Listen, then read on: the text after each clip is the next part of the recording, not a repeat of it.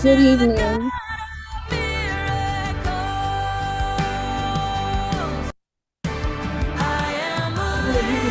Good evening, beautiful ladies. Good evening. The music is a bit loud in the background.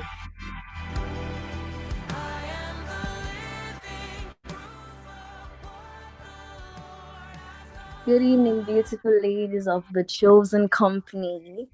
Welcome, welcome, welcome to tonight's very special session. I'm so excited for tonight's session. I've loved every session we've had since the beginning of Manifest 2025. And this time we have our story, our power, our journey. Whether you're joining us live on YouTube or tuning in from anywhere across the world, we are so glad that you are here. And we promise that tonight is not just another event, it's a moment of reflection, sisterhood, and empowerment. It's a reminder that every story, including yours, carries power, and every season of your journey has purpose. Okay, so I know that some of us that are joining are friends or sisters of TCC mentees. And for those who are new to TCCC, the Chosen Company is a growing faith driven community of women who are becoming all that God has called us to be. Over the past few months, we've shared incredible sessions that have touched hearts and shifted perspectives, and you can watch them on the YouTube channel Olami.VO. And we've had some like open conversations with OVO. We've had some like relationships in your 20s to 30s. And many of these mentorship moments were filled with so much light and so much wisdom. And tonight continues that same heartbeat, really, with real women sharing us their real stories about their real measurable growth. So our focus tonight is very simple and powerful. And we'll be hearing from our incredible host, Mrs. Olamidotin Votu-Obada, and two really amazing women who have walked different paths but carry the same message that growth isn't always the same, but it's always worth it.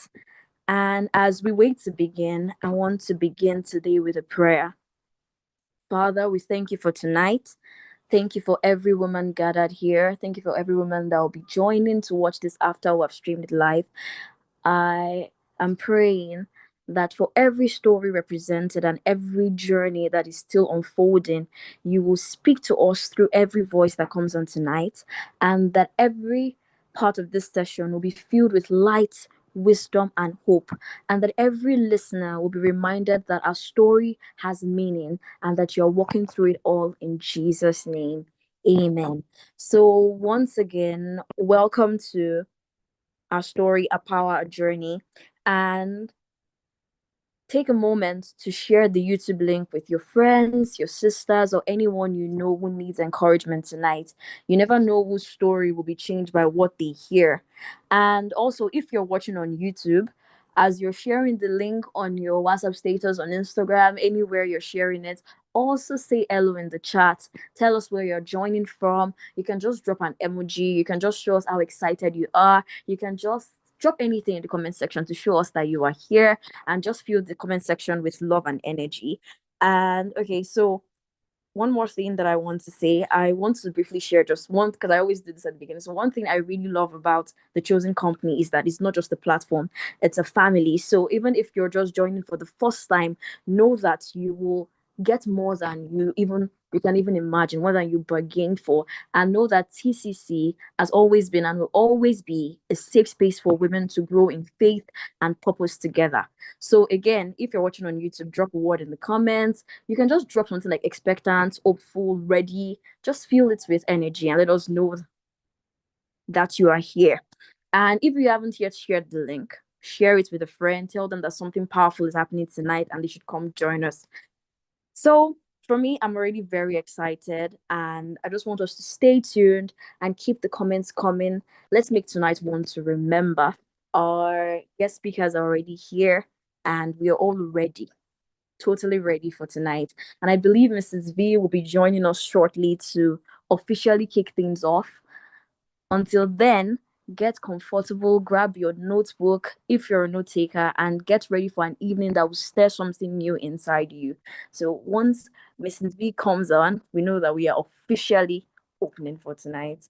So make sure that you are sharing the link, you're sharing with other people. You're making sure that people are here. You're not the only one gaining from tonight. Women in their 20s to 30s, because we'll be listening to different people and learning from their stories and everything that they have to share with us today. So you can also share in the comment section what you have gained from past sessions and how excited you are about this session, and inviting people to come along on the entire Manifest 2025 journey.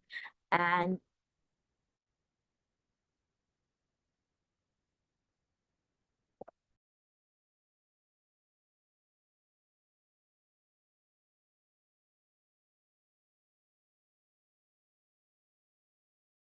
Let's talk about being grateful. I know it's a very general topic that everybody's always talking about, but let's talk about celebrating our hidden scars and those things that happen to us that we don't realize they're actually life-changing. We think it's just small. Yeah, I just overcame that one thing. Everybody does. No, not everybody overcomes the little big things that you overcome. So this past week, I recalled a significant experience that I had when I was 11. I have a very big scar on my right leg, on my right thigh. I got that scar because I had a very serious accident while I was in boarding school when I was 11. No need for long details. Let us just say that incident was so severe that I remember that I had to be taken back home so I could recover. I couldn't walk properly on that leg for about a month. The leg had to be stitched. The scar is so big you can't even ignore it, and it's taking years. I still have pain from that scar. Now the point is, it's not really about the scar, but I never really pay attention to that scar because there's never really any reason to remember it. But this past week, I was talking to my daughter about something, and my mind just went back to the incident when I got that scar. And immediately I picked up the phone and I was talking to my older sister who experienced the entire ordeal with me back then. And we're just talking about how, truthfully, that incident is the one thing that some people don't even experience that much and probably will lose their leg. But here I was, many years down the line, almost 30 years later, I am just recalling it like it didn't even matter. How many of us are going through stuff and we don't even pay attention? We're like, oh yeah, I overcame that one thing. It's not a big deal. No, it's a big deal.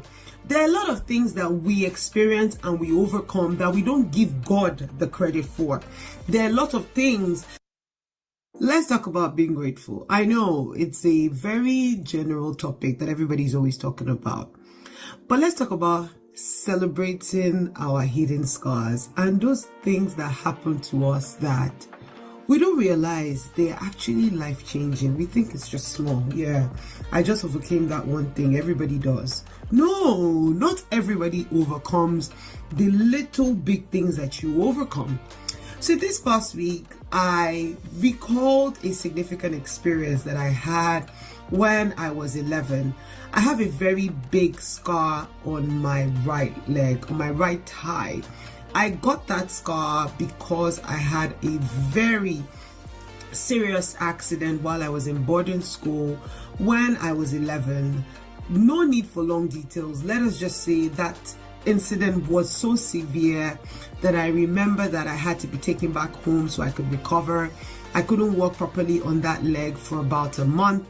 The leg had to be stitched. The scar is so big, you can't even ignore it. And it's taken years. I still have pain from that scar. Now, the point is, it's not really about the scar, but I never really pay attention to that scar because there's never really any reason to remember it.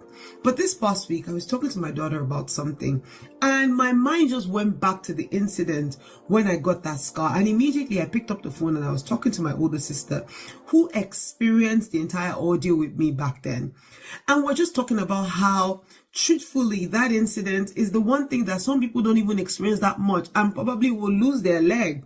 But here I was, many years down the line, almost 30 years later, I am just recalling it like it didn't even matter. How many of us are going through stuff and we don't even pay attention? We're like, oh yeah, I overcame that one thing. It's not a big deal. No, it's a big deal. There are a lot of things that we experience and we overcome that we don't give God the credit for. There are a lot of things that God saves us from and we don't even celebrate and thankful for. And that is the point of what I want you to do this week. If only God will open your eyes to the things that you survive, the prayers that He answers and those that He doesn't answer, let me tell you, you will be more thankful. And just like me, as I tear down and I remember that incident, it made me mindful of how important God has brought me through many things that I don't even see, or important things that I survived and I don't even pay attention to. So whilst I'm wishing for my perfect life, I must be grateful for the things that God has brought me through. And that is my message today. Be grateful for everything, even the things that you don't know. Have a fantastic week. God bless you. Yes, have a fantastic week, everybody. Good evening, every single person that is online. I see you guys. Good evening. Good evening. If you can see me, just let me know that you can see me, that you can hear me. I am here. I just want to make sure that you guys can see me and hear me. I would say I'm having some very funny technical issues today. Uh, my my phone has just disappeared. You know how you just leave your phone somewhere with the left hand and then you can't find the phone. So that's literally what's happened to me today. But let's just say that I am here and I'm really excited, and that's what took me a bit of a time to join. I'm excited to be here. Good evening, everybody. I hope my camera is not blurred because I'm using my iPad to what's the word, to log in. Good evening, everybody. I'm so excited to be here. I'm very, very excited. It's truly an honor to just be able to be here and with every single lady that is listening. Wherever you're joining from, let me know that you're here, whether you're on YouTube. I know they're trying to stream as well on our Instagram page. Wherever you're joining from, let us know that you're here, you're live, you're listening. Put it in the chat. Don't forget to share with somebody. Somebody might need this. I'm excited. I'm here to set the ground for this session. I'm really excited about the session. Let me tell you why I'm excited. I'm excited because you see, it's one thing to mentor women, but it's another thing when you begin to see other people, not just yourself, try.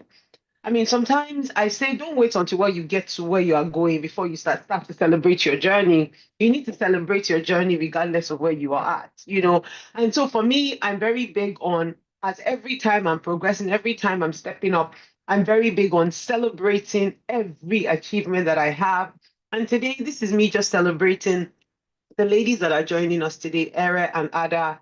These are people that I have either mentored, I have watched, I have seen their life, I've seen them progress, I've seen them advance in different ways. And it's exciting when I get to share aspects of people that I have seen with other people. Let me just tell you and let me set the tone for today. This year, and I'm always very excited to say, this year I turned 40. Now, let me tell you what that number means. For me, you might think, oh, yeah, 40, she looks it, that's fine. Great, I'm fine with it. But you see, when you're 40 and you begin to see certain things, I believe I'm not where I want to be. I'm still on my journey to where I want to be. When you begin to see certain things happen, like little things happen, you're like, thank God. But what you don't understand is people that are watching you did not see you when you're going through your worst moments. They did not see you in your lowest moments. So when you're telling them, I overcame this now, they're like, yeah, yeah, we hear you, but did you really, really overcome it? It's not that serious. And I'm like, you don't know. I've been through this and I've been through that, but some of them don't. They don't know. They don't. They think that you're just telling stories because you want them to relate. So I mean, on the chosen company, I started the chosen company. I think 2 years ago. I did the first cohort. For coincidentally, Era was one of the people I did the first cohort with. And I just wanted 10 women. I didn't even want a lot of women because I was doing a lot on my own by then. And this year I decided to do a lot more women to be able to learn from the group. And the idea is that I get to mentor people who also get to mentor other people in the future. And I've invited a few of my friends on the sessions. I've had some of my friends come and talk about relationship, their younger self. I've had several. Okay, and I have my little human. Okay.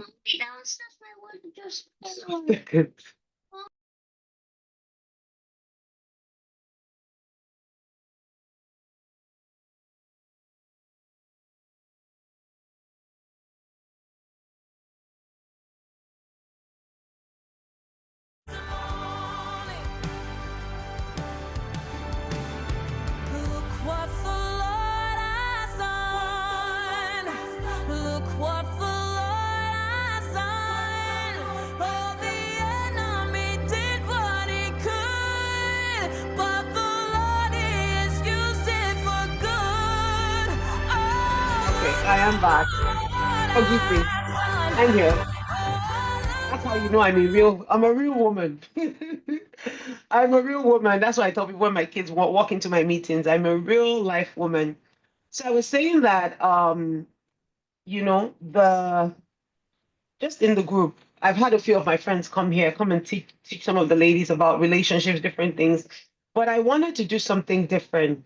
What I wanted to do different was I wanted people that were their age mates, not age, maybe just a little bit older, come and speak to them and say, look, I hear you, this is what you're dealing with, but I'm also dealing with this. I hear you, that's what you're dealing with. Be able to see somebody else's relatable story. So it's no longer you seeing me, my 40-year-old self, and where I am at. It's no longer about that. It's now you seeing somebody else who is walking the journey and choosing to make real life decisions that would impact their own future. So in 10 years, in 7 years, in 8 years, you would see these women will become the women that will be sitting where I am at. And so the question that you want to ask yourself is, do I want these people to do I want to be in the same position as well? And that is what today is about. Today is about seeing your story, not just Eric's story or Ada's story, but seeing your story as something that you can connect with. As seeing your story and seeing somebody else's story and seeing yourself in that story and saying, this is what I see. This is my own challenges. But guess what? Every day I choose to rewrite my story. Every day I choose to rewrite where I'm at and make the best decision for myself. And that is what today is. That is what today is. Her story, her journey, her power.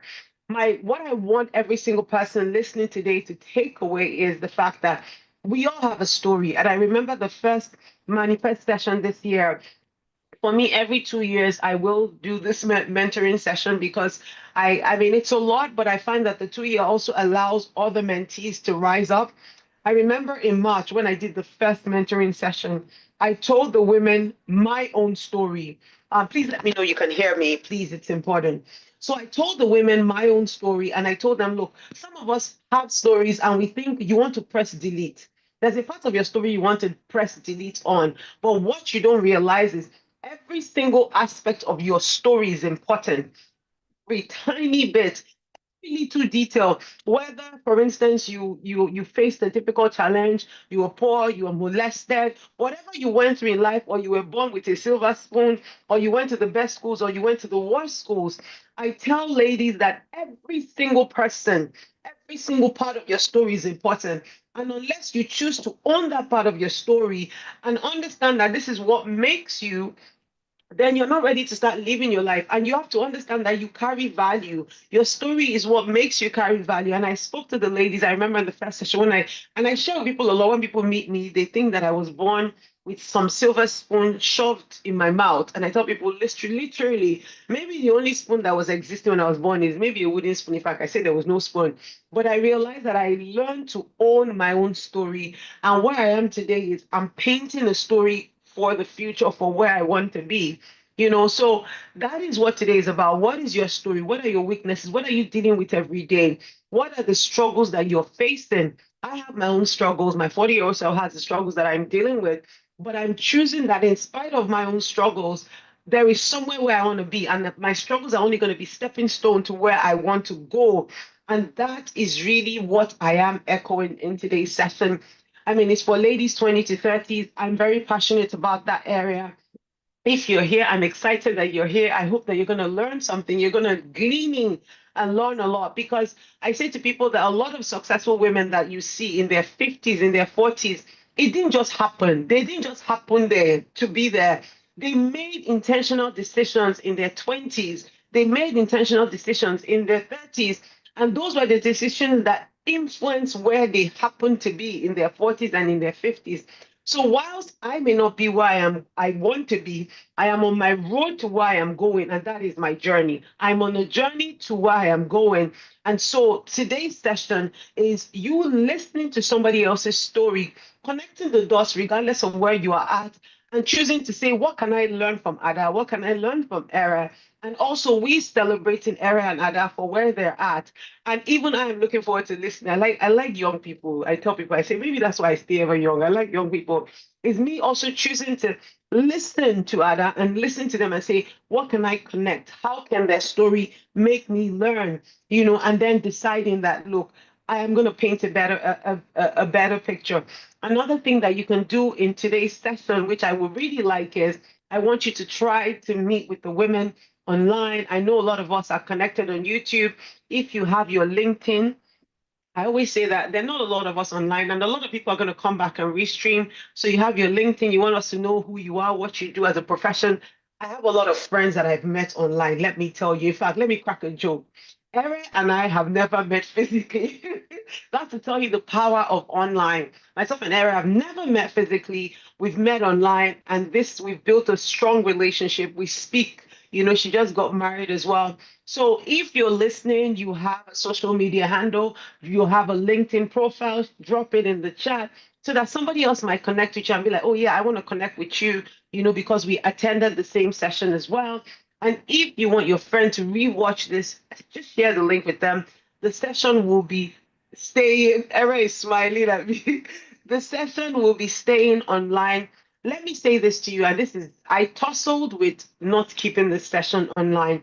Some of the sessions we do at the chosen company, we don't leave them online because for me, I want it to be personal. Some of our mentors come on, and I feel like the session is too personal to be left online. But this one, I thought, do I want to leave it online? I know they're going to share some personal things. We will do our best to filter things, you know. But what I want you to know is we're leaving it here for you so you can share with a friend so that tomorrow in future, and I have friends like that where we'll be like, we met online, where we're doing so well. You can trace your steps back to what you learned. And remember, the friends that hear the same thing together, they only get to grow together. So I'm excited about today's session. If you are excited, let us know in the chat that you're excited. I also want to say thank you to Happiness. Happiness is another mentee of mine. She's my assistant, but I call her an excited mentee. I've seen her flourish and grow in the most amazing ways over the years as well. And I'm also throwing a special shout out to our tech team. I know he's there online and he's smiling as I'm speaking to him, but I just want to acknowledge every single person that is online with us here today. Let us get the ball rolling. I'm hoping that the session will be something that you can take away and maybe it might prepare you for the new year that is coming up in a few months. Okay, let's roll. And just as we go, I'm going to say a prayer. And for me, I find that whatever I do has to be built on the foundation of my faith. I know happiness has done the same. At the end of the session, I'm also going to try to pray for every single woman that is connected here. But I just speak a word that everything that we will discuss here will be inspiring and that somebody will learn something. It will be a life defining moment for a woman here. And I pray for somebody here that they will connect to a relationship or they will learn something new and they will be the best version of themselves in Jesus' name. God bless you, everybody. God bless you. Over to you, happiness. I'm going to be reading Ada's bio. Gudo Achana Yaro is a lawyer, writer, and gift curator with a career built around supporting leadership and creating structure behind the scenes. Passionate about helping women embrace the beauty of their becoming, she uses her journey to remind others that growth isn't always linear, but it's always worth it. Through honesty, humor, and heart, Gudo inspires others to own their journeys, honor their process, and walk in their quiet power. She's a creative who has spent years supporting leaders, managing people, and bringing order to complex spaces. Away from work, she's passionate about storytelling, gifting, and personal growth. Through her own experiences of transition, healing, and rediscovery, she reminds everyone that their journeys, whether messy or magical, are shaping them for something beautiful. Please welcome Gudo Achana Yaro as she shares her story.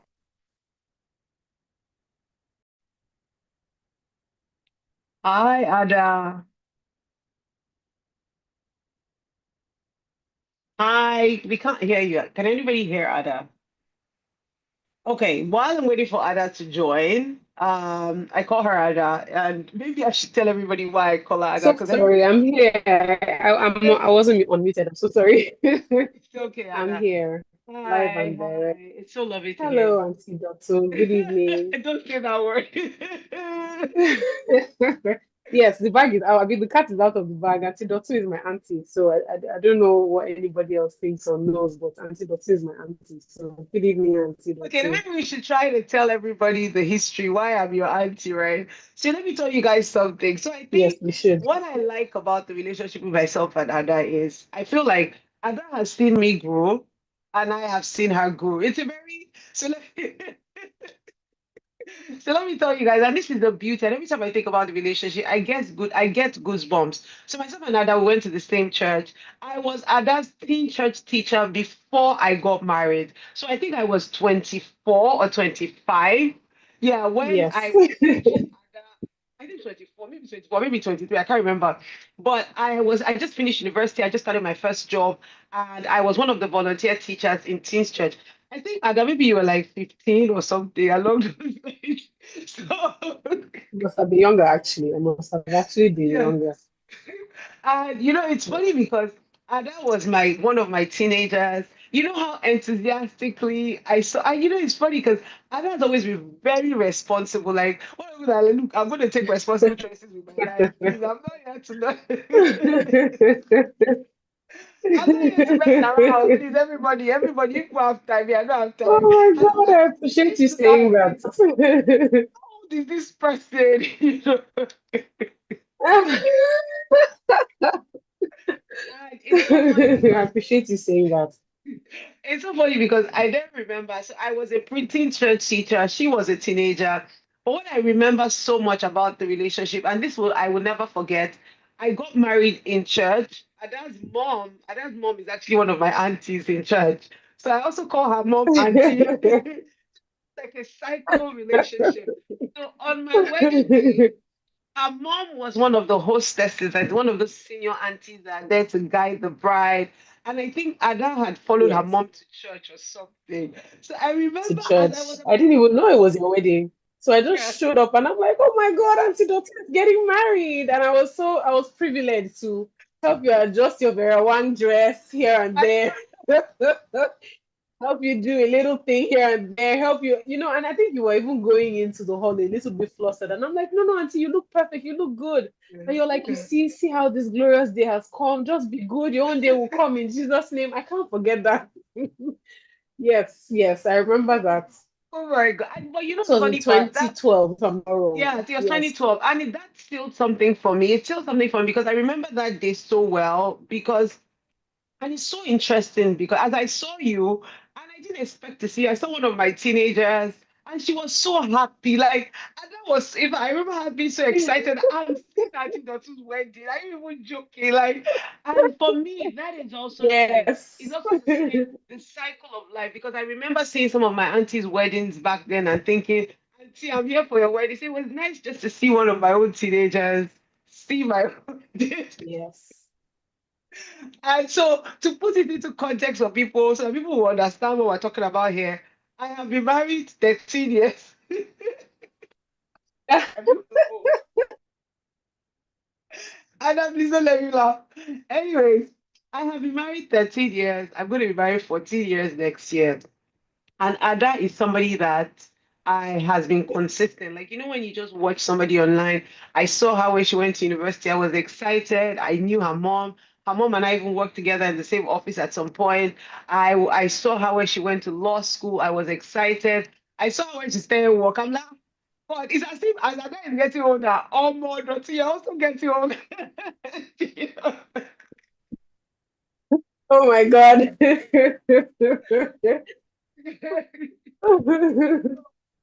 It's just it's amazing when I thought I wanted to do this with my mentees, I just thought there is no other if I want to do this, the first person that should be on the list is Ada because she is the mentee I'm of so life. honored. Thank you, Auntie. Thank you so much. I'm very So I honored. mean, And thank you because this is, like I said, this is not the first time you're calling me for something. You've called me to represent you at an event before, at your book reading at the Children's Book Festival, the Akada Books yes. Festival. And I was so honored to represent you. Such a huge vote of confidence, and I'm really thankful for your consistent belief in me over the years. So yes, thank you. Oh. Thank you for being part of the village that that produced this this beautiful woman here. And honestly, I see it, and I say it to your mom. Even I haven't seen your mom in a while, but I say it that you're just one of those people that I know you're gonna do great things without a doubt. Maybe it's the fact that I've always Amen. been more responsible than you. Yeah, please, if I don't have time, even that I don't have time for nonsense. you know, uh, I see you Oh doing my great. God. You've always been so intentional about your friendships, so Amen. intentional about everything in life. And I honestly want to celebrate you and commend you that some aunties see it and are just like, Thank just side you. eyeing you. But for me, when I see it in a young person, I see you follow the same path. For me, I think it's worth celebrating. Thank you. Thank you so much, Auntie. Okay, so let's go right in. I think everybody I has hope I'm managed to still laugh. online. Okay. everybody has managed to laugh at our Okay. everybody has managed to laugh at us Yes, a bit. about history. That's our history. But Yes. I hope that gives some people some context to why we're here and the conversation that we're going to be having Mm. today. But I just want you to tell us. I mean, we're not trying to spill all the beans, but who is Ada? Like, I mean, obviously, I know who Ada is, but who is the person Ada and what makes you where you are right now? I mean, I know you're in your 30s, right? 31, 32. It's two. Imagine. See, you're still, Can you in hear me? fact, 32. 32. I can hear you. So for me, as Okay. I, what makes you who you are? I know you face a lot of challenges in your 20s, but what has brought Ada to where she is today? I mean, just tell us a bit about yourself, your beliefs, and all of that. Hmm. This question is one question I always dodge because there's no one straight answer to it, but I'll just be as honest, as brief, and as intentional as possible in answering the question. To be honest, I mean, not to sound cliche, but without Jesus, I'm nothing. I'm nothing. And people that know me, love me, have walked with me, have seen me over the years, think that, oh, my spiritual life has been fire for fire from the start till now. I mean, there's been times of maybe being overwhelmed with life and not being as prayerful as possible or as I should be. But the one consistent figure in my life has been Jesus. I would say I'm privileged because I was born into a Christian home, and beyond being born into a Christian home, I was pretty much a church baby. So people like Auntie Dotun have been there since I was in teens church, even people before Auntie Dotun when I was in the children's church. I've always just been in church. So at the end of the day, when you don't know any other place to go, and where you are stationed is where you receive your resources, you receive your nourishment. If it's not only through the pulpit or the Bible, it's the community in the church, it's the friendships formed in church, it's the family friendships formed in church. That's what it has been for me. It's been Jesus. So I mean, I don't take it I don't say it's coincidence that I've got good friends in church. No. So what I mean, my everything about me is church. And to specify, I mean, even the help that has come into my life, the ideas, the thoughts around maybe the kind of businesses I should do, then maybe my first few customers, it's church. So at the end of the day, the conversation always circles back to Jesus. So Jesus has been the first and the most consistent and constant factor in my life because every other thing, is it family, is it finances, is it health, every other thing has failed in one way or the other, but Jesus has been the consistent factor from the beginning till now. So that said, I don't take my community for granted at all because I think that God has handpicked a very beautiful community and put me inside. There are people who are not related to me by blood, but have done for me or have carried me intentionally in their prayers and in their decisions to the point that I'm a bit worried. Like, what did I do to deserve this? You can meet a man who you feel like he has intentions to either ask you out or to probably sleep with you, but at the end of the day, the man is just, oh, meet my family. He's linking you to his family. He's taking you like his daughter. And it just brings me back to the point that God has put me inside a very fantastic community. So there's Jesus, there's my community, and then there's personal intentionality. That plays maybe just about 10 to 20% of the entire picture because there are times where you want to be intentional about what you want to do with your life, but maybe you fall into a bad mood, a bad season, and you almost want to give up on yourself. But then all of that, your community now comes in to help you through Jesus' instructions. So at the end of the day, I would just say it's been Jesus, community, and then a bit of myself. I can't really take the glory. I can't really take the glory of a truth. I think I was born serious, and I mean, my mother's first child. So being a first child in Nigeria and being the first child of a woman like my mother, like you can't but be serious with your life. You can't not be serious. You can't sit at the dining table and not know to put your feet under the dining table or to I sit agree. I know upright. your mom. I agree. You can't not sit upright. You can't eat a meal, wash dishes, and then there's like debris of food left in the sink. It's just not possible. That's not how I was raised. So again, community, Jesus Christ, and then a bit of me.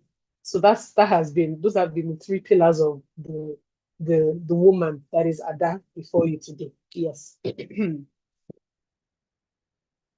I think that's amazing. And I think that I like the way you've answered it. That is absolutely amazing. The fact that there's no, I mean, you can't even, some people try and separate it. Oh, it's because I'm focused. No, there's no Jesus, no me, no nothing, but it also, Exactly. one of the things you touched about is the training, that you had, family, community, which is something that is important. But I want to Mm, ask you something, and this is me just thinking back at your 20s. And I know that I remember there was a time when, maybe work-wise you were dealing with a lot and you were just juggling. And I know that I'm speaking, I'm very careful to ask this question. Let me tell you why I'm very careful to ask this question mm. because Please no, no, ask no, let me away. tell you why. Because even I find that even when you're in your 30s, you are still not in the job that you want. You understand? Like you still think I'm not where I want, but okay, sir, Yeah. I'm getting there, but okay, you know what I mean? So that's what I'm saying. I'm this question because when you ask this question, then it almost seems like we're assuming that you have the job that you want, because you're Mm, probably still crafting that along the line. But I feel like there mm, might have been some point in your 20s when you just questioned everything, or let me put the question and say, what if you were to think of your 20s, what was the highlight of your 20s? What do you think we say, oh, my best decisions and my worst decisions? Like, Ada, you shouldn't try here. Or my best decisions, oh, I did this well. You know what I mean? Like, you don't have to spill the Yes. beans. I feel like, so, No, somebody I'm might, not even afraid of spilling any beans because, like you rightly said, this is to help and to bless people. So there's no point coming on here and being too reserved. While obviously I'm not going to talk about my entire life online, but I need to be intentional to bless people. So yes, I'm happy to answer that. And I don't feel like you put me on the spot at all. I'm happy to answer that. So, okay. So highlights of my 20s. In truth, I look back on my university years and I have mixed feelings. Some days I'm really excited and I'm like, I miss being in the university. I attended the University of Ibadan. And a little backstory before I talk about my University of Ibadan days. I wasn't meant to go to the University of Ibadan. I went to a school that didn't even run a Nigerian curriculum. So the exams I even wrote, I didn't even write any Nigerian exams. I wrote JAM. That was the only Nigerian exam I wrote. And then I wrote O-level Cambridge exams, which I excelled at thoroughly, thoroughly, thoroughly. But something interesting happened because I was billed to write WAEC. And a week before WAEC, I had to leave school for about 2 to 3 weeks because I had discovered that I had lumps in my body. So I needed to take out the lumps, yes. And I was what, 16 or so. And wow. every exam I needed to take obviously took backseat because my parents are like, nope, we're coming to get you. Everyone is saying that because an auntie of mine had passed due to cancer, my father's sister. Everyone is like, yeah, nobody's taking any chances. Again, I'm going to use this story to touch on community because as a kid, I used to watch my mom check her body for lumps and it just stuck, right? So I don't know. And then, okay, so community takes the cake on this one. And then Jesus obviously takes the cake, firstly, because I don't know what inspired me at 16. I haven't watched my mom when I was maybe 3 or 4, right? At 16, I'm like, let me check myself for lumps. And I check myself and I find out that I have lumps in my body. So you Wow. see how Jesus plays his role, community plays, Mhm. their role. So I check my body, their lumps, and that sends me on an entirely different tangent from what I should have been doing. I should have been in school writing exams to probably go to Kwame Nkrumah University or somewhere in America because I had even gone for like an educational tour and everything. But somehow, months before that surgery period, I had written University of Ibadan as my first choice for taking to write to study law, right? And when it came to it, and I had come back from the surgery and I had written my exams and I had written my JAM and everything, I had done very well in JAM that I hadn't even read for and I didn't even know anything about. I read for it in 1 week, Mhm. but I had done very well in it. And University of Ibadan offered me an admission on a platter of gold because it was on Oh. merit. I didn't struggle for anything. So my mom is like, Mhm. oh, let's even go there and find out what's happening. And my mom does her research and finds out, oh, I went to the same I was in the same law school with your dean. And I mean, the dean is like, oh, you're on the merit list. So nobody's even doing any, oh, let's Yeah. go behind the corners or anything. It was a smooth, Wow. it just worked out, right? And I thoroughly enjoyed my university days socially, but I hated it academically. Absolutely hated it academically. I felt like I Wow. was struggling. I felt like I was struggling. And then the truth is, in my adulthood, I find that my attention span I'm very hyperactive mentally. So I feel like I didn't maybe in my younger age I was just diagnosed as active. Nobody really knew how to help me around that. So sitting down to read law books was a Herculean task for me, to say the very least. I did find that if I wanted to read, I liked psychology and what was that other one again? The social science course. So psychology and something else. I really loved those two. And then I loved to act. So I came back home Wow. after my first year and I told my mom, I want to switch to theater art. That's what I want to do.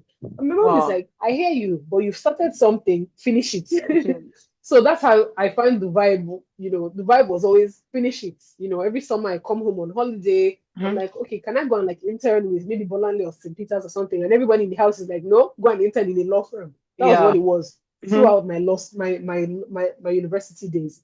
So Mhm. I don't feel like I had much of a say in my career, in my Mhm. university days. So, like I said, I did not like my university days academically, Mm-hmm. but I didn't fail though, but I didn't really like it. But I thoroughly enjoyed it. I thoroughly enjoyed just being able to enter a cab and go and eat amala on a Friday. I thoroughly Mm. enjoyed the Wow. homey feel that Ibadan offers you, Mm-hmm. right? Family based type living. Everyone knows Mm-hmm. everybody. And then those who took me up as their friends introduced me to their families, and their families Yeah. now knew me and would invite me over for Christmas, Easter. So I thoroughly enjoyed that. Thoroughly. And because I'm very intentional, I love love. I love family gatherings and events. I thoroughly enjoyed that. Fast forward to when I left uni, it became a bit of a struggle because it was like I remember actually saying in my last year of uni that I don't know what I'm going to do with myself, and it doesn't feel like this is it. This law is it. Mm-hmm. Not that I don't know it, I know it, and if I'm to read it and I mean I excel at everything that I put my heart to by God's grace, but it wasn't my first love. Let me put it Oh, like yeah. Mm-hmm. that. Yeah. So I graduated, and I found that before I graduated, I had already taken interest in interior decor Oh, because whenever we wow. moved into any houses, any house, my mom would intentionally sit down and pick a color palette and decorate the house from scratch. So watching her do Right. that, I found that I liked to do that. Yeah. And before I left university, I started doing interior decor, and by my by the year of graduation from university, I had a couple of gigs.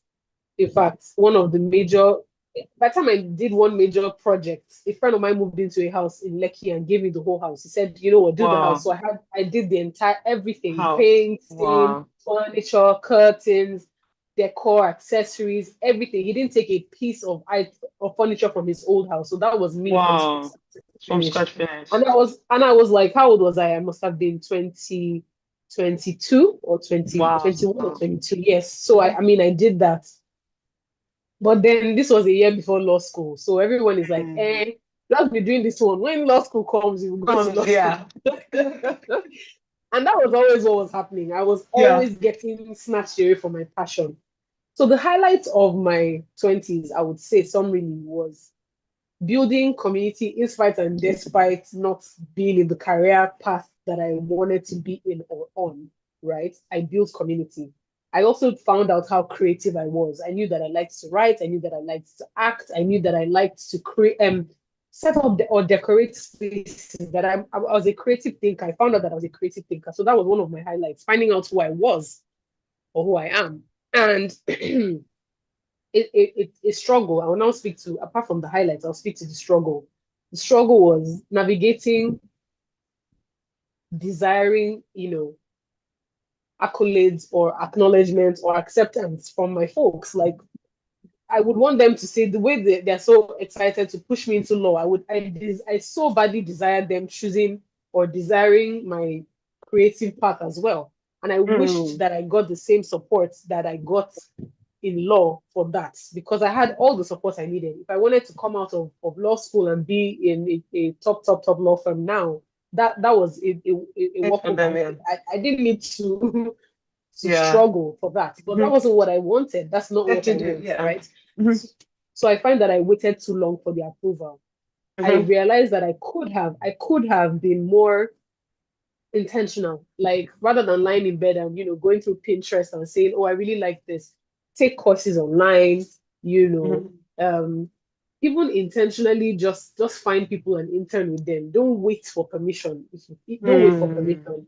Not in a rebellious way, but in a who are you? What do you want to do? And do it. Like why are you Do waiting for it, yeah. permission to be yourself? Right. So that was one of Mm. the challenges I Oh. had, struggling between lack of acceptance and support or the Mm-hmm. desired support that I wanted and Mm-hmm. not going for who I was. Mm-hmm. That was it. As well. Then Yeah. now transition. I'll speak on the transition into the career path that I am on now. Currently, I'm not. I don't want to say what I do No, don't now, say. but I'm yes. So I do something, and it's a very top executive role, right? Oh, yeah. And um, I started out as an executive assistant 3 years ago, and Mm-hmm. because of how creative and and quick thinking I was able to quickly move from being an executive assistant to sort of like a head of affairs of the firm that I was in to sort of head of admin and head of HR, right? It was a quick transition because they saw that I didn't just sit in the corner and say, I would do what I'm told. I would look at issues and I would solve them. Or I would, Mm. again, reach into the bank of my community where there's a problem. If I know that in the office, for instance, we have a human resource problem, I would reach into my community and say, look, in my office, we have a problem. How can we solve it? Who knows who? Mm. I will call who I know and they would solve. So my office saw that I was using my personal resources and my personal community to Mm. solve office issues. So they felt I Mm. was part of them and it was easy to quickly promote me, you know. So the Yeah. creative me that I discovered back in uni or over my uni years was able to manifest even in that role. And Mm-hmm. then in no time, I was able to transition now into, well, I won't say in no time, there was a wilderness season, so in time, I was able to transition into the position that I'm in now, which is an executive role by God's grace. That I look back and I say, I know that everything that I've been through, Mm-hmm. all the lessons, all the creative lessons, all the, will I say, rejections and desire to be accepted, then even the ones, the internships I took grudgingly, all of it culminated into who I am and what I'm doing today. So I hope I was able to succinctly answer the question. Yeah, I think that you have, and to be honest, for me, it's listening. There's so many things I'm learning, even as I'm old, and this probably speaks a lot to, because I like working with young people. It speaks a lot to a lot of the people these days, Gen Z. They have this attitude of I'm looking for the perfect job. Once I get my perfect job, I'm not doing whatever. One thing I find about you is never said no for an answer. And you're a very resourceful person. I know I mean, you have a gift business. We've not said anything about that. I have patronized your gift business a few times, and Yes, for you have me, actually. My faithful customer. one day I said, this girl is underpaying herself. In fact, literally the last time I contacted you, sorry, the next time I contact Ada, she has to give me service because I looked at the bill. I said, okay, I understand this bill. I There's see no transport. service fee. I said, there's no service fee. I'm like, where is the service fee for her putting her That brain and thinking? Just where is the service fee for thinking about this gift and for putting it together? And I feel like I'm about to say, and I just take service fee, just go because my brain cannot even conceive what you're doing right here. You know what I mean? I can't even conceive but my point here is that is where there's passion and there's work, but there is where you say, whatever my hands find to do, I am going to be faithful at it. Yes, it may I'm not doing be what well. I Yeah. but I am going to be faithful at it. And in my faithfulness, I am learning the skill. Somebody is watching. Somebody is watching because person is looking at me and thinking, Yes. but this girl, this work she's doing, she doesn't even like it, but she's faithful at it. Or even this thing she's doing, it's not even making sense to me, but this girl is a faithful person. You know what? You have been faithful with little. Here goes much. So for me, I that is what I hear in what you're saying. And even also community. A lot of young people these days are all about I delete that auntie, I delete this auntie, I disrespect that auntie, I disrespect this auntie. Everybody deletes. If you are not speaking my language, everybody just deletes. And I'm like, I say to Just people, delete it.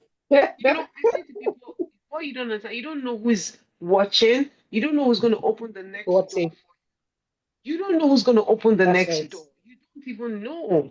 So, It's actually right. and the point is, if whatever your hands find to do, you're just there, you're doing it.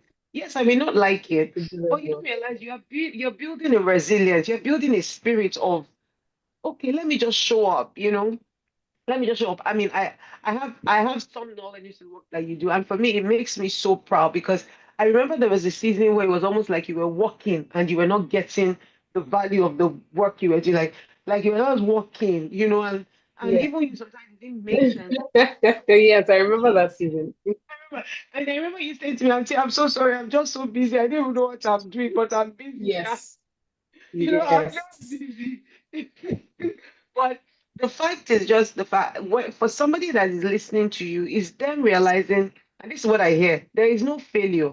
So yes, you have a law degree. Yes, you may not be using it right now. Somebody may say, "Oh, I failed at my law degree." No, there's no failure.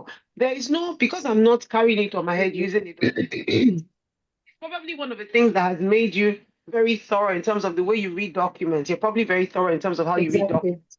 Exactly. You're very thorough in how Exactly. I was going to get there. Exactly.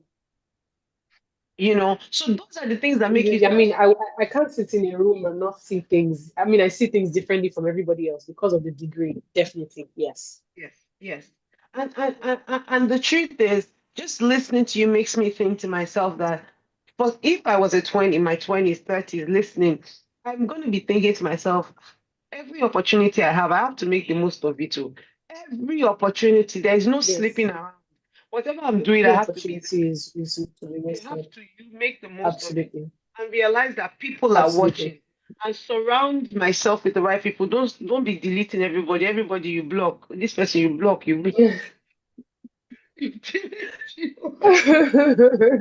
Absolutely. I mean, I think it's so profound how you spoke about what your hands find to do, you do it well. The scripture that I believe the Holy Spirit gave me when I started my last job was Colossians 3:32 or 23. I keep mixing the numbers up, where it says that don't work as though you're working onto earthly masters. Everything that you're doing, do it as though it's God that you're working for. So I sat down as a lawyer that I am, and I translated that into reality or realistic terms. What that means is if my boss says, I want you to every week do a clean sweep of, okay, every week I want you to take stock of the documents that we have or we don't have, right? What that means is I will go to the Holy Spirit or I would listen or be attentive to the Holy Spirit and hear how to do above and beyond. So my boss can be expecting here, I'm expecting the sky. My duty as a Christian is to find out how to offer my boss the entire universe so that if I fall below the entire universe, I'm still above the sky that my boss is asking me for.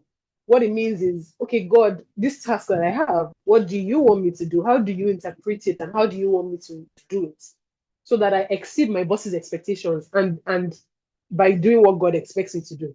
So if God is my boss, I take instructions from God on how to carry out the tasks that my bosses give me. And I saw that, make me excellent in every single thing that I did as an executive assistant. In no time, it was very easy to be identified sort of as the head of practice because what from organizing meetings, I found how to organize meetings quicker and easier. Found how to basically even staff the office easily or better in a better way. Oh, this person has gone, but this person came from this uni, and we've noticed that this uni produces better candidates. So how about we give a little bit of a quota for that uni? You just think behind the scenes. You're not just listening to the instruction and doing. Oh, they told you to Mhm. carry buckets, so you're carrying buckets. How about how to make? What if what your boss wants to do is to solve a water issue? How about going to find out how much it is to solve the water issue rather than doing only the thing that you're told to do? So think behind Mhm. it. What is the problem that your boss is trying to solve?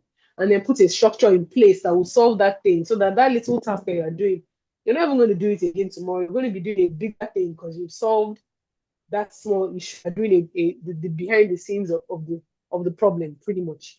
So yes, I just said that to buttress your idea of being excellent and whatever your hands find to do, you do it well. If you remember that your boss is actually God, you will do it far better. So even when your boss is not looking, you're Mhm. not hissing or sniggering or scoffing. Even when your boss pisses you off, you remember that, if I go Mm. and gossip, sorry, just a second. Can you hear me? Yeah, that's fine. I can hear you. That's fine. That's fine. I Yes, can hear you. sorry. Yeah, but put them away. So if I can my hear you. boss annoys me or upsets me, it's my duty to not snigger or insult my boss because God is my boss, right? Or my boss is a human representative of my heavenly Father. So I don't have the right to snigger, scoff, gossip, hiss, insult because God is my boss and God is my salary payer and God is my evaluator. So he's watching me. He's watching everything I'm doing. He's watching how early I come to work. He's watching the lies I'm intending to tell in my favor to protect my bad behavior or something. So he's watching me. If my boss, God, is watching me, then my earthly boss would benefit from the good things I do to my heavenly boss, basically. So yes.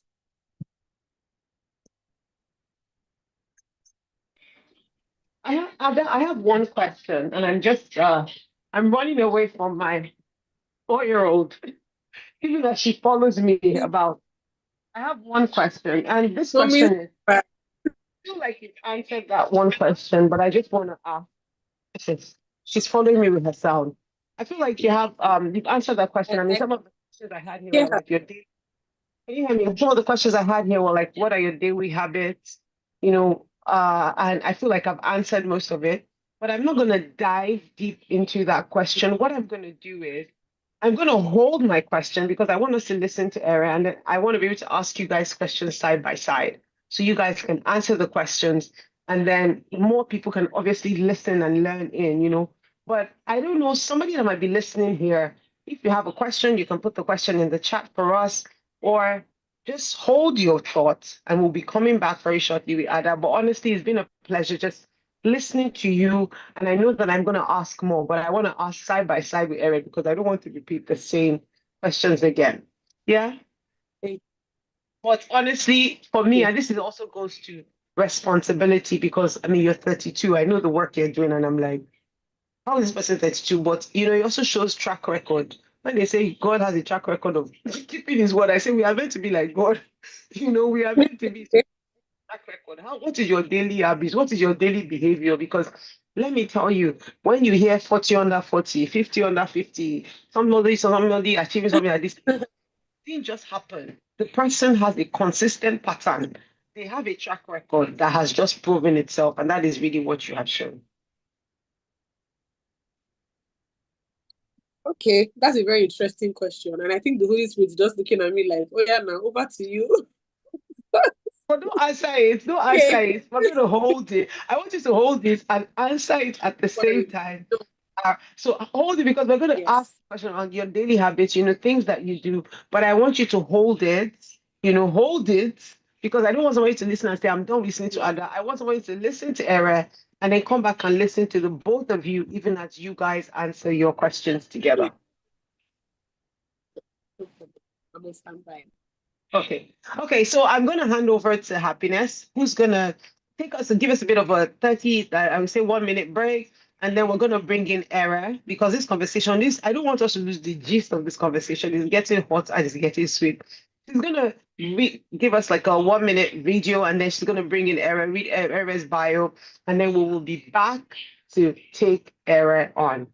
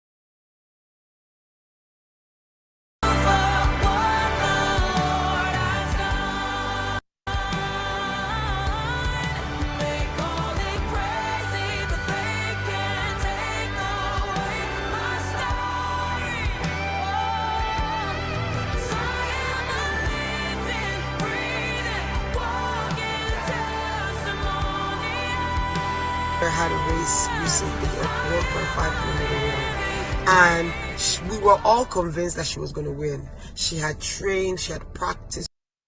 Don't run the wrong race and don't run in the wrong part. Now, my second daughter had a race recently, a 1.5 kilometer run, and we were all convinced that she was going to win. She had trained, she had practiced so hard, she had done everything that was required for her to get ready for that race. Her coaches were convinced that she was going to win. Now, on the day of the race, I was surprised as she came in on the race. She came in third. Now, as a parent, I was proud, but something in me thought, but the timing was wrong. This girl was faster than this. As I went to hug her, I saw her cry, and she thought to herself, Mom, I was going to win. I was going to win. Apparently, she had been leading the race with a very long gap. She was first. She was doing very well, only for her to realize that she was running on the wrong part. And so she had to make a U-turn and go back and restart the race. Of course, I was still proud. With all of that, she still came third. But the problem was she was burnt out because she had run a longer distance than everybody else. And of course, the frustration of realizing that you could have won a race, but then you came third. My point here is, and I learned a big lesson here, a lot of us are comparing ourselves or trying to be somebody else or trying to do what our friends are doing just because we think it's cool, and not asking ourselves, is this really for me? Is this really my race? Am I running in the wrong part, or am I running in the right part? And when I say it's something that I constantly asking myself, what am I doing? You see, I have a notion, and I believe that God made all of us different. God made all of us different for a reason. And it is simply because of that reason that you must find and know what you are made for, and not try to be somebody else. Don't run aimlessly the wrong race that is not yours. It's important, and especially now that we go towards the end of the year, sit back, assess, what am I doing wrongly? There's nothing worse than realizing at the end you were doing it wrongly. At least my daughter was able to retrace her steps in the middle of the race. A lot of us need to spend time retracing our steps and assessing, not once, but constantly throughout life, what are we doing wrongly and what are we going to do right to make sure that we are running not somebody else's race, our own race. Let me say this to you. You are special. You are different. You are unique. Nobody else needs to be like you. God made you exactly the way you are, with the story that you have, for a reason. And it is important that you run that race and you live your beautiful life, not anybody else's. I want you to win in life, not for anybody else, but for yourself. We all deserve to win in life. And as you go into this week, I want you to have a fantastic week. But remember, don't run somebody else's race. Run your own race and win at it. You're made for amazing things. God bless you.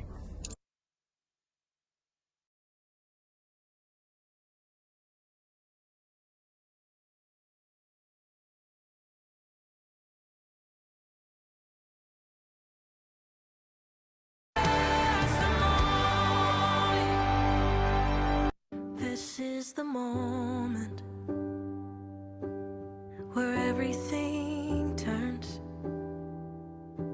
Didn't think I would see it. Was hard to believe. Heaven crashes to earth. I've read the stories of all that you've done. Parted the sea and set captives free. Never thought I'd be one. I am a living, breathing, walking testimony.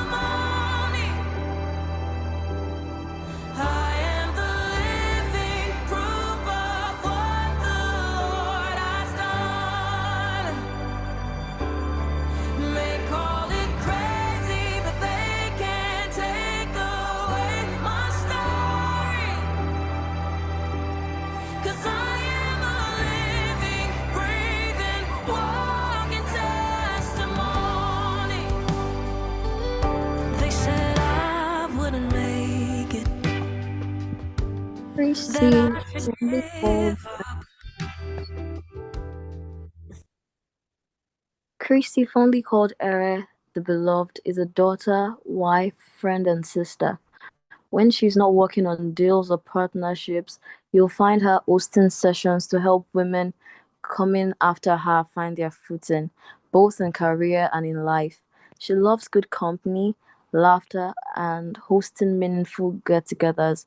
At the core of everything she does is one desire: to live as a missionary so that Jesus is seen in her life. Please welcome Ere as she shares her heart and her story with us tonight.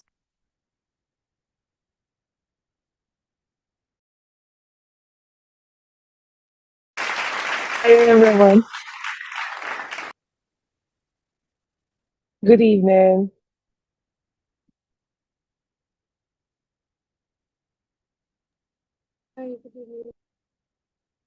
Hi, Kudu. Good evening. Okay.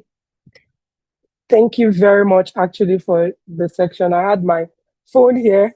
I was documenting some really interesting points, and it's just so good to see, how far God has brought you, what God has done in your life. So thank you very much for, for sharing.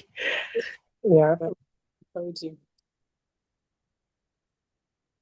Looking forward to hearing from you. So let's hear questions. Eric, can you hear me? Yes, ma. Hi, Mrs. Hi, can you hear me? V. Yes, I can. I can. I am literally driving and starting your session. This is the reality of it Oh, all. But I that's mean, okay. this is how real as it gets. You know, one thing I want to say this that I don't even know where to start, first of all, because it was during the conversation that I realized that we had never met, and this is the power I Yes. tell people that the power of mentorship, the power of so many, many things that we do, because you think to yourself, you know what, I need my mentor to be somebody that I can see, somebody that I can talk Uh-huh. to, somebody that can stand in front of me. And we all don't realize that we are connected. The world has made the world, I mean, the internet has made the world smaller, Yeah. and for me, I'm like, just hearing myself say I've never met Ere, and I met Ere online. Ere did the Yeah. mentoring online, and now this 6 months ago you got married, right? Yes. Yes. 6 months. And I remember Yesterday. when you messaged me, and it's so funny because 6 months ago you got married. We got married in the same month. You're like, I mean, I'm getting married in the same month as you, and now we have similar started. Yes. Your new last name started. Yes. Yes. So for me, it's Yes. it, it's very exciting, and and I'm going to let you talk, but it gives me goosebumps. Like, for lack of a better word, let me let you speak. Let me let you talk. Yeah. Yes. I mean, very interesting. I think I was speaking to my husband. I was talking to my husband a few days ago, and I'm like, oh my God, that Mrs. Vida, I always talk about that I joined our mentorship section. I think it was 2023. Yes, that was 2023. And funny thing was that I was just scrolling on Instagram, and one of the ladies, I cannot till today, I cannot remember who she is or her handle or anything, just posted, oh, my friend is turning, I think 40 or something like that. I can't remember, or turning 39, but it was her birthday. And one of the things she wanted to do was to give back to the society, to younger women within the ages of 18 to 30 at that point. So we should join. If you want to join, she can vouch that you're this. So what I did was, I went to LinkedIn, looked you up, and for me, for someone like me, I think that what has helped me a lot. Um, I had so many informal learnings. Let me put it that way. So I think that my journey in life has just been watching people who had walked this journey. Because I'm an only child, so I did not have anybody. I'm an only child from my mom, and I basically grew up with her. So I did not have anybody who was before me that I could act Yeah. or watch or Yes. model after. Yeah. My mom did her best, and she keeps doing her best. But I Uh-huh. knew the life that I wanted to live. I knew that Uh-huh. around me at that time there was no model.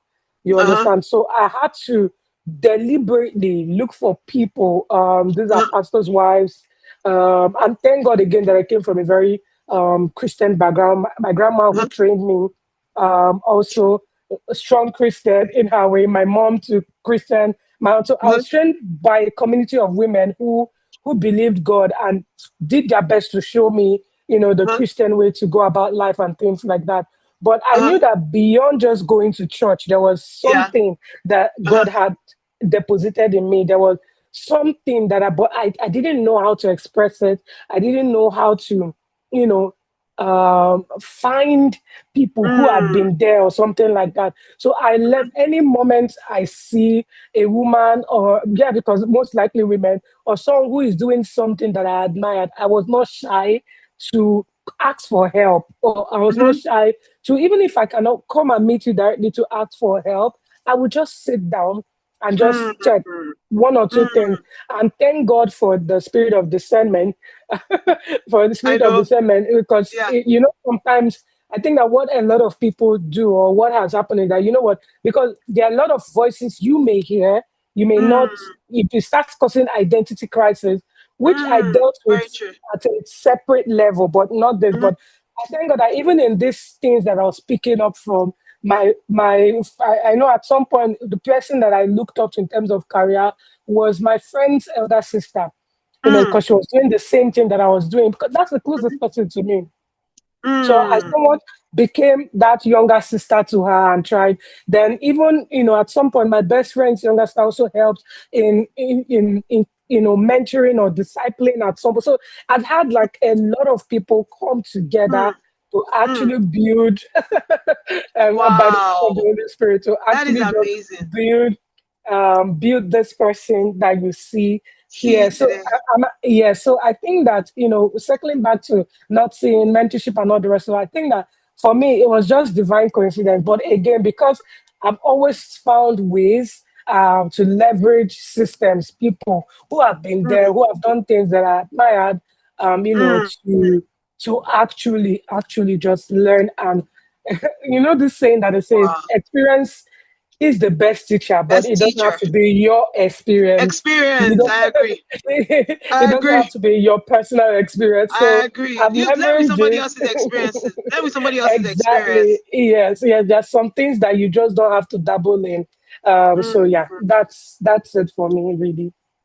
Oh wow. I think that, I mean, to be honest, that is so powerful. And I feel like we're already talking, it's very powerful because these days, and it's funny when I tell people that the reason why I started the mentoring group was not because of anything. It was simply because of, yes, I may be busy.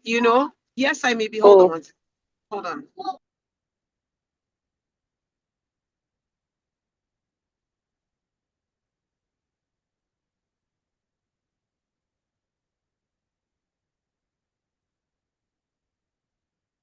You're on mute, ma. Yeah, you're back to speaking.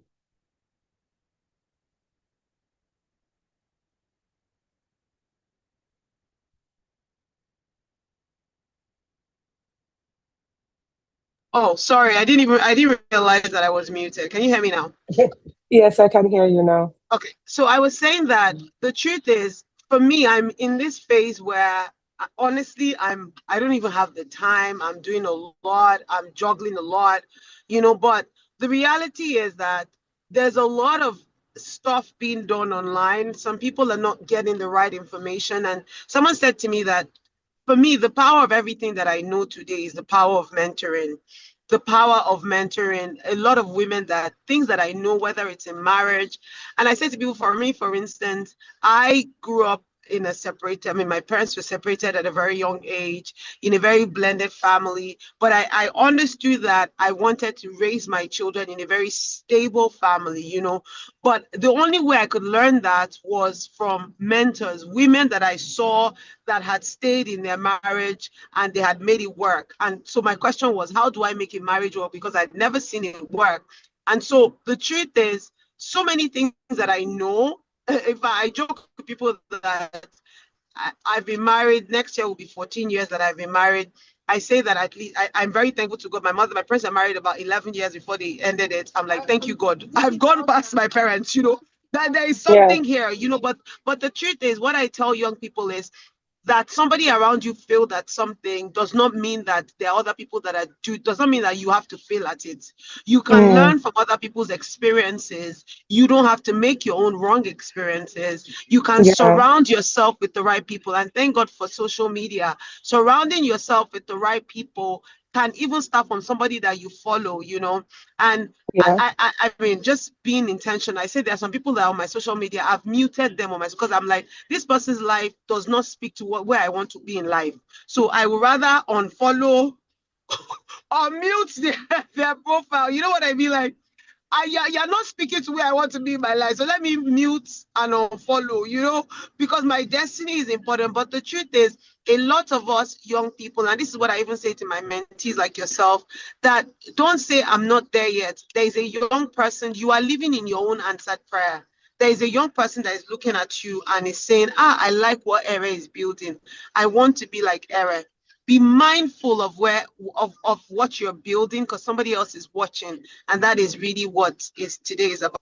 And I really celebrate you, honestly, just Thank you so meeting much. you online, connecting with you, and you were so intentional about reconnecting. And when I told you I wanted to do it the second year, and you're like, this is me, I'm getting married, I'm busy. I'm like, you're supposed to take 1 year honeymoon, Seth. I don't need you.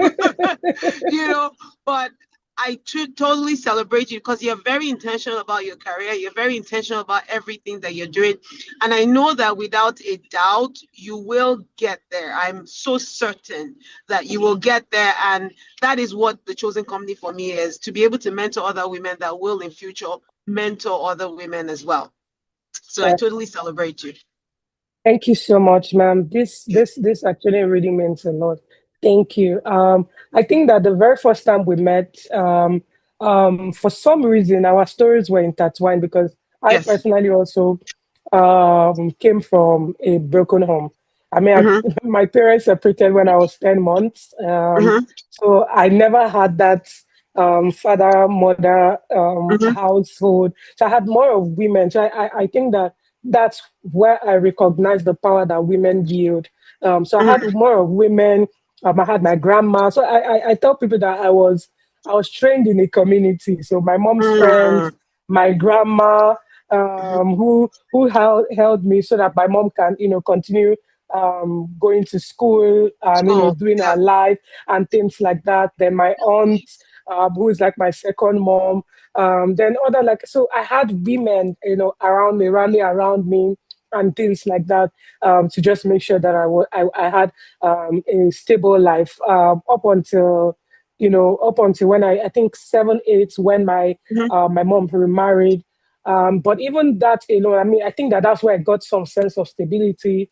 Unfortunately, he passed on less than 10 years into the marriage, so he was back Wow. again at the same, Wow. circles, and also y- things like that. Those experiences, it really, really affected me. It made me, God, I dealt with identity crisis for the Mm-hmm. longest time. It started off as things like PTA meeting, you understand, or Father's Mm-hmm. Day. You're seeing mother and father of your fellow classmates Mm-hmm. coming. Then you're seeing either your aunts coming for you because my mom was unable to come at that time. It was either she was working or nobody was coming for me because I mean none of my aunts were available. And obviously my grandma um, couldn't come because I mean, Yeah. she wasn't really learned. She was just No, no, yeah. a trader, yeah, a trader at that point. So things like that. I started noticing those segregations. Where they sign for parents, my register was not being signed. Those sort of things affected me. I felt Mm, unloved. I felt rejected. I felt, mm, uh, you mm, know.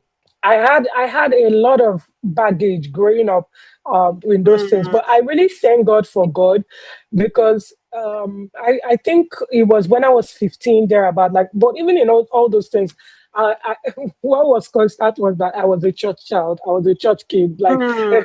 Yeah, my grandmother would say that.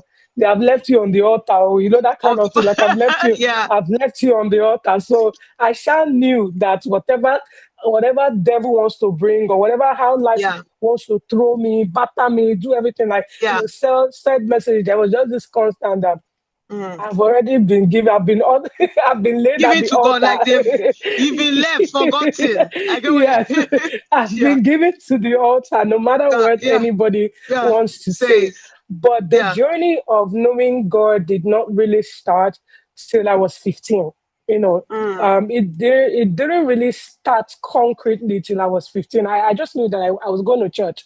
Every Children's Day, is either I'm the one reading Bible reading. So I just had a lot of mhm, churchy experience. But, you know, mm, up until I think it was one of those teens camp that I went for by my church. Attend Dominion City, by the way. It was called Hype Foundation. yeah. I was 14 going on 15 then. Funny enough, I Mhm, was invited by my current best friend, like by my best friend.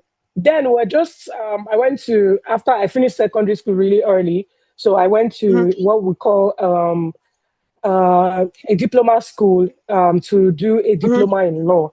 Yeah, a diploma in law Law, because yeah.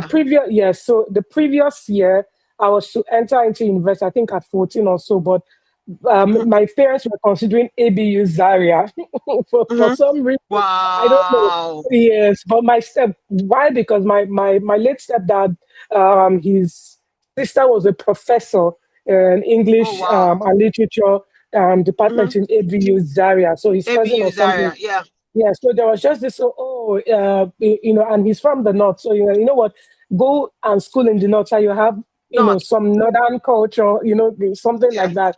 And Yes. great man, like I say it wherever I know he's in heaven and I would see him, but he was a good father. He was a good Wow. dad. I mean, I think Wow. that was God's first introduction of his love to me by that man. It was him introducing how intentional, how loving he could be by that man.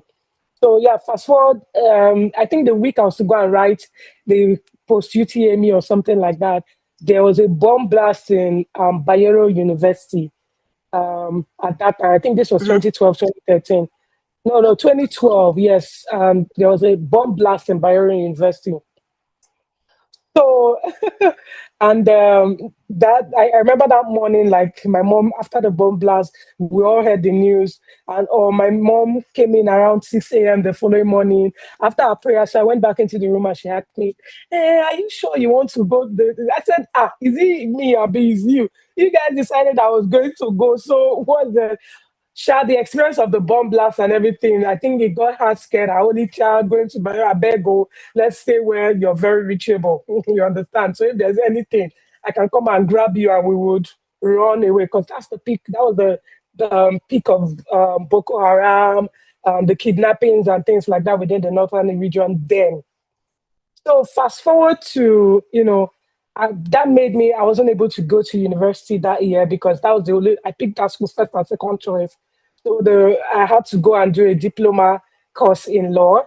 And while I was doing the diploma course in law in Port Harcourt, I had to write another post UTME in Benin, which, I didn't get law, I got English, but I studied. But while in that waiting period of doing my diploma in law, I met a girl who is my best friend right now, and she somewhat invited me to church, to her church for that Hype Foundation. It was a summer camp. It was around August, and I went, and I had never felt God's presence as much as I felt it that day. I know that that meeting, made me know that there was more. That just it was just beyond going to church every Sunday and coming back. There was more. It made me hunger and thirst. It made me, want to plunge in knowing God, in just living my life for Him. And I think that really that's where the journey started. And I think that's where God, started renewing my mind on identity, started letting me know that, there's this scripture that that popped up today, and I said, God he's just very touched. He was is Jeremiah 1:5 that says, "Before I formed you in your womb, I knew who you were. Before you were born, I set you apart." That was one scripture that God used to, do it for me, to renew my mind, to let me know that there was something about me. God knew me from the beginning. He knew me before He put me in my mother's womb. He probably knew that my parents would be separated when I was 10 months old. And, he knew that I would have to, you know, deal with all the emotional hurt, the rejection feeling, the baggages. He just knew. he knew, but one thing was constant in his knowing. He made available strength to help me go through things like this. That those experiences did not define me. He made me understand that I was chosen.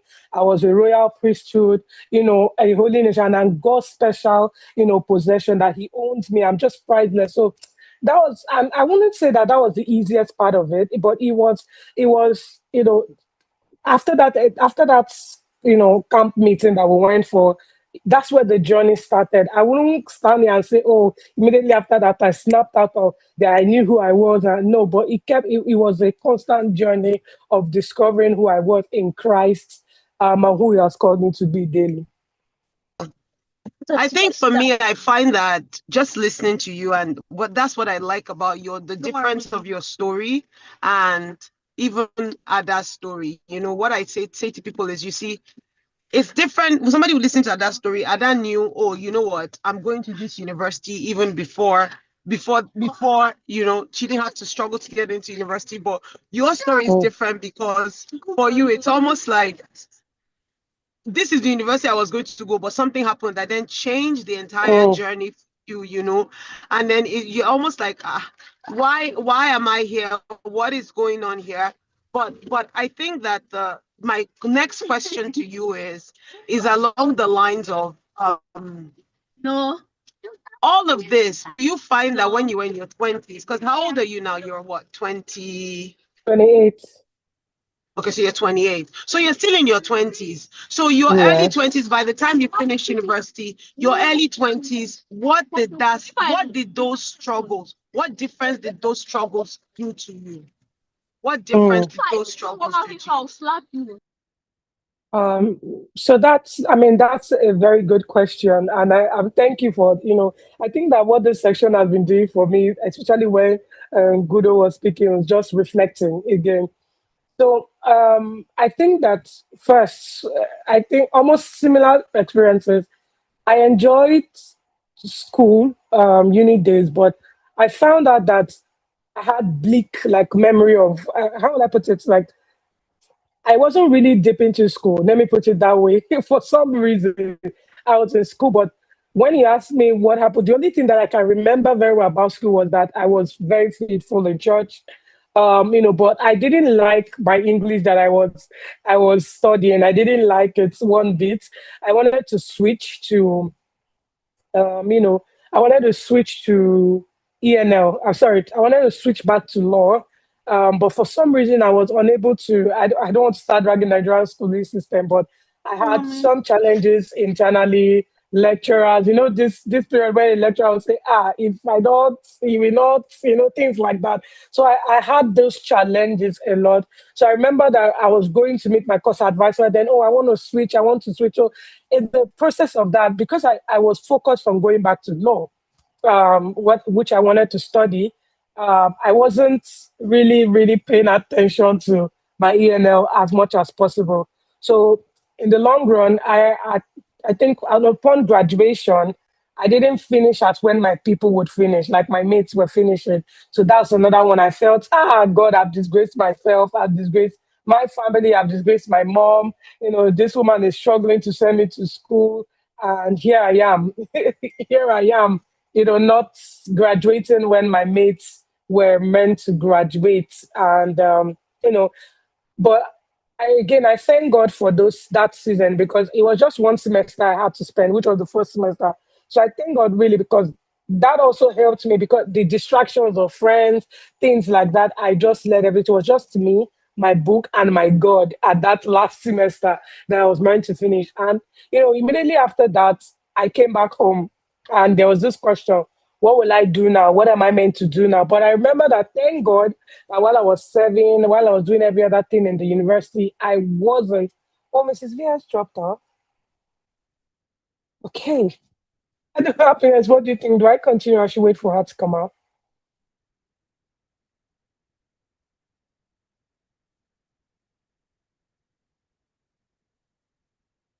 Okay, I think we should wait.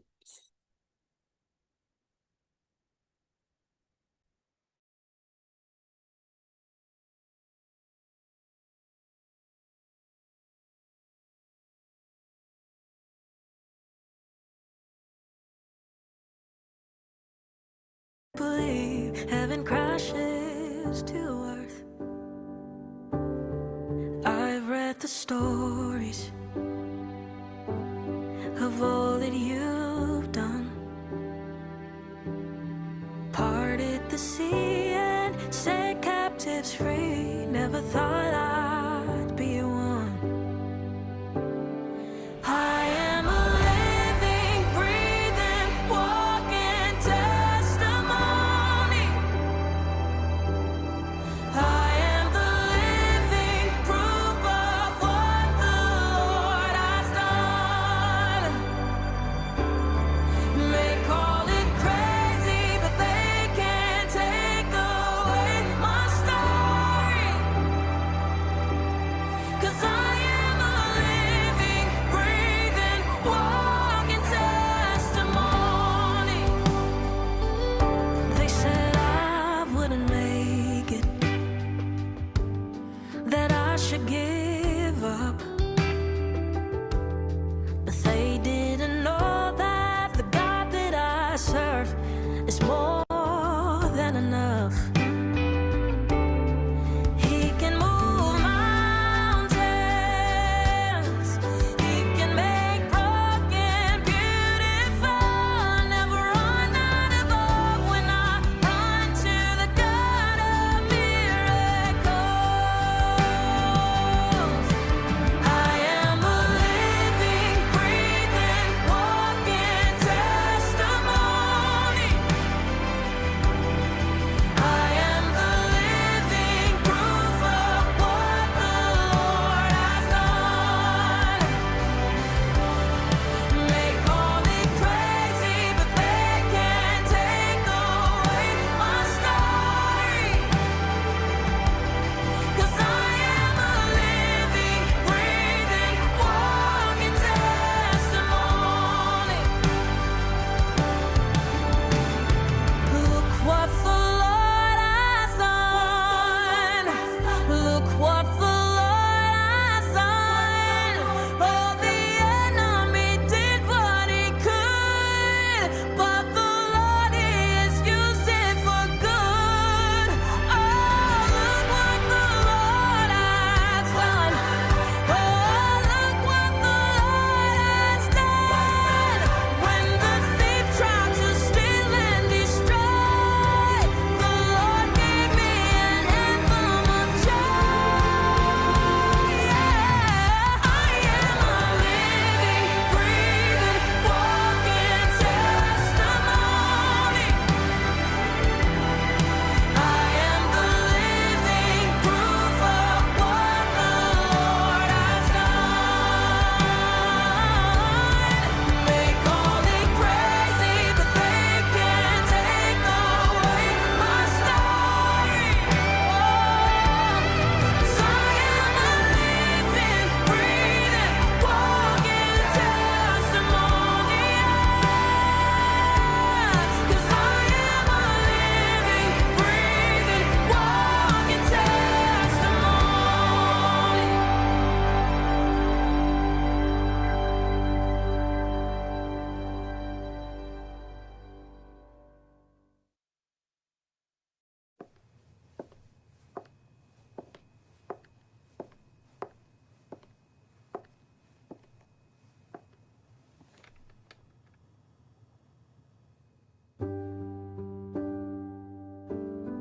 This is the moment where everything turns. Didn't think I would see it. Was hard to believe heaven crashes to earth. I've read the stories. Or let me say it again, you have to remember who you are. This past week, I had the most amazing week. Such an honor spending my week in New York at the United Nations General Assembly. Remember who you are. Let me say it again. You have to remember who you are. This past week, I had the most amazing week. Such an honor spending my week in New York at the United Nations General Assembly in a special event. It was amazing. I met some of the most amazing people. It was great. Now, let me not go back to the beginning of the week. But something happened that changed the entire week for me. I had gone through entire security, everything was going well, I was happy to be going back home, and guess what? I couldn't find my passport. It wasn't before security. I had gone past all of the security, so I knew that it wasn't outside. My passport was not with me, and I was past security. In that instance, I just started wondering, who am I? After every single thing that I had been through throughout the entire week, in the middle of an international airport, I didn't have my passport. I'm gonna tell you this, it was scary because I started asking myself, what is going on? What is gonna happen? How am I gonna get home? You know, how did I even get here? Who am I? How do I prove to people that I am who I am? In that instant, something hit me. Do I know who am I am, or am I waiting for somebody else to validate who I am to me?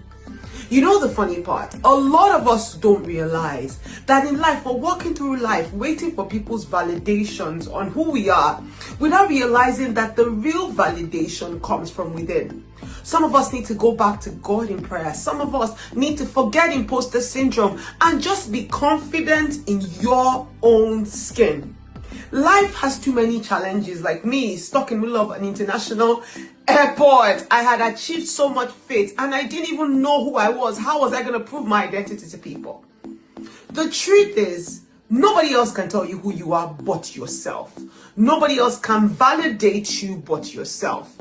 Of course, I did find my passport, thankfully, but it took me back to one of the thoughts I had at the beginning of that conference. Getting dressed, getting ready. And one word that went through my mind, how am I certain I have earned my position in this room, in the United States Nations event that I was going for? I had to validate myself and tell myself I was who I was. Regardless of an international passport or regardless of what somebody else is going to tell you, you need to be confident in who you are. You need to remember who you are. And don't let anybody else step over you. Because guess what? You are a child of God and you are the greatest version of yourself. But it all starts from who you believe you are. Have a fantastic week and God bless you. Remember who you are. Bye-bye.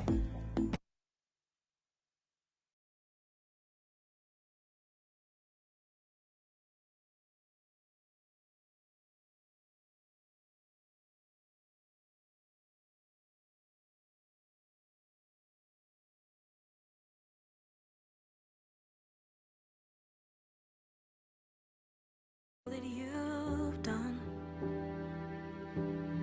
parted the sea and set captives free. Never thought I'd be one. I am a living, breathing, walking testimony. I am the living proof of what the Lord has done. May call it crazy, but they can't take away my story. 'Cause I am a living, breathing, walking testimony. They said I wouldn't make it, that I should give up. But they didn't know that the God that I serve is more than enough. He can move mountains.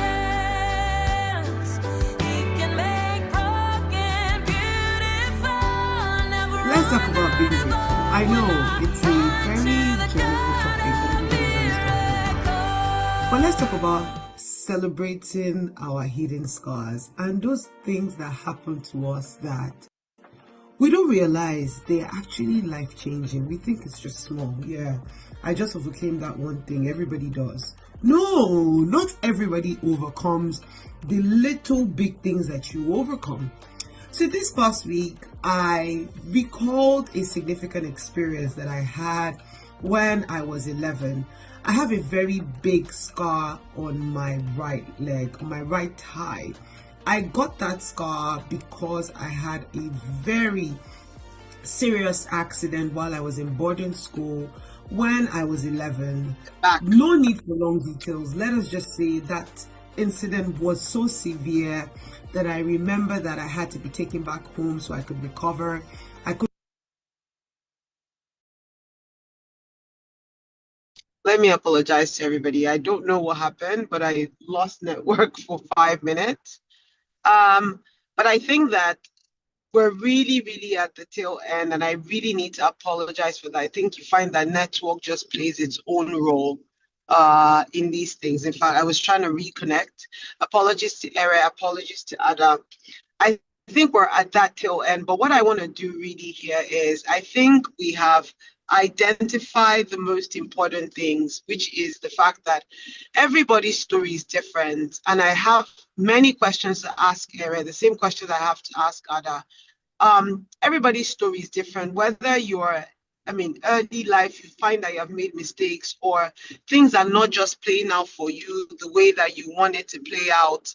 But the truth is that everybody's story is different. And regardless of how your story is, the fact is that you can turn it around. And that's what I'm saying. If as I turn this, and it's very intentional, you can turn it around. The same way you can see me. A few minutes ago, you could not see me, but now you can see me. You can turn your story around. You can learn from your lessons. Your story is not meant to be, oh, this part of my life, I want to delete it. Oh, you know what? I don't like this part of my story. I am going to delete it. Every part of your story is what forms your journey. Every part of your story, you see that Era's story is different, Ada's story is different, but they're all building towards one direction. One of the things that Era was talking about before I lost connection was Era was talking about her failures and how she was able to take her failures and turn them into wins. Now, Ada is probably going to have to leave at some point. I'm going to quickly ask Era one solid question because I find that they're at a different place. And thanks, Era, for staying on in the call because I lost connection. I know some people may have dropped off. They're probably going to come back and reconnect. I'm very mindful of time. I want to ask you something. Was there a turning point, like almost like a brain wave for you where you said, you know what? Yes, you've seen many women in your life. Yes, you made a lot of mistakes. Yes, everything is working together. Yes, you know what? This is not how things are going to go for me. Yes, but there must have been a point in which you said, you know what? Yes, I'm in my 20s. Yes, but I can turn. Or was there a point in which you said, you know what? For instance, I know you settled down early in life. Some women are thinking, I'm not ready to settle down. I'm going to mess around. I'm going to do whatever I want to do. But you probably thought to yourself, you know what? I need to change this. You know, some people, I know stories of people that maybe because of what their parents face, they decide, I'm not even going to marry early before one man will come and mess me up. I was You that. know, I was. exactly. I'm not even going to marry early. I Before one was. man will come and mess me up, I'm going to make sure that I've accumulated all my achievements, all my money. So even if he messes me up, I'm still standing. You know, some people have that. Some young people have that view. You know what I mean? Some people have a view of, you know what, I'm not even going to get married. So there must have been something that changed, like a moment that just changed this. Where I said, no, my story will be different. You know, yes, this is what it is, but maybe I want you to tell us something in that area. And Ada, I'm going Okay. to come back to you. Yeah. Yeah. You're muted. I can't hear you. You're muted. Yeah. Yes. I Can can't you hear hear you, me? Eric. Yes, I can hear you now. You're muted for some reason. Okay, if you're muted, if Ada is online, I can get Ada to answer the okay. I can get Ada to answer the same question. We're very mindful Ada cannot have a camera on again at the moment. It's also around the same Oh questions. no, Was there can you hear me? yes, Oh, okay, okay, okay. yes, we can hear you. So yes, so I was part of, that boat that I didn't want to get married. In fact, my plan was plunge myself into my career early on, be the best I can be in my career. When I'm 30, I will just prep myself, leave this country find a white man and collect and do and just have kids, two kids, Yeah. stay there for like 5 years. Like I'll do it and nobody knows. Stay there for like 5, 10 years, then come back and they'll just see that I have two children. You understand? And Really? just live my life. That was it. That was my plan, and it was going well. Like I said, when I say it was going well, it was like it was cooking. You get that kind of thing. You were But cooking, yeah. it was cooking. That plan was cooking. It was just for me to let you just get ready. So I would serve it, everybody would take theirs. And that was actually it. But again, God knows how He does these things. God knows that my plan, the paths He has created for me, that wouldn't be Mm, the path. He knows. And I see, mm, you see this thing that I've known. It says, see, God, God is the author and the finisher of our mm, so one that has created you. He knows everything about you. Your own is keep mm. planning with your mind, though. Then, yeah. If there's something that my pastor says, if the hand of God is upon your life, run everywhere, do everything you want to do, He will straighten you out. You're just wasting your time and you're just delaying yourself. And that was the truth. That was the truth. So I think that where it really changed for me, one was coming to Lagos. Like, after school, uh, I think I spent a year or two at home. Then I Mm-hmm, moved to Lagos. I came to mm-hmm, Lagos as a 21 years old person going to mm-hmm, 22. And being in a new environment, new space, new career, like thrown into the Lagos jungle, I had to be forced to grow. I don't know how to put it. Like there was just new level of growth.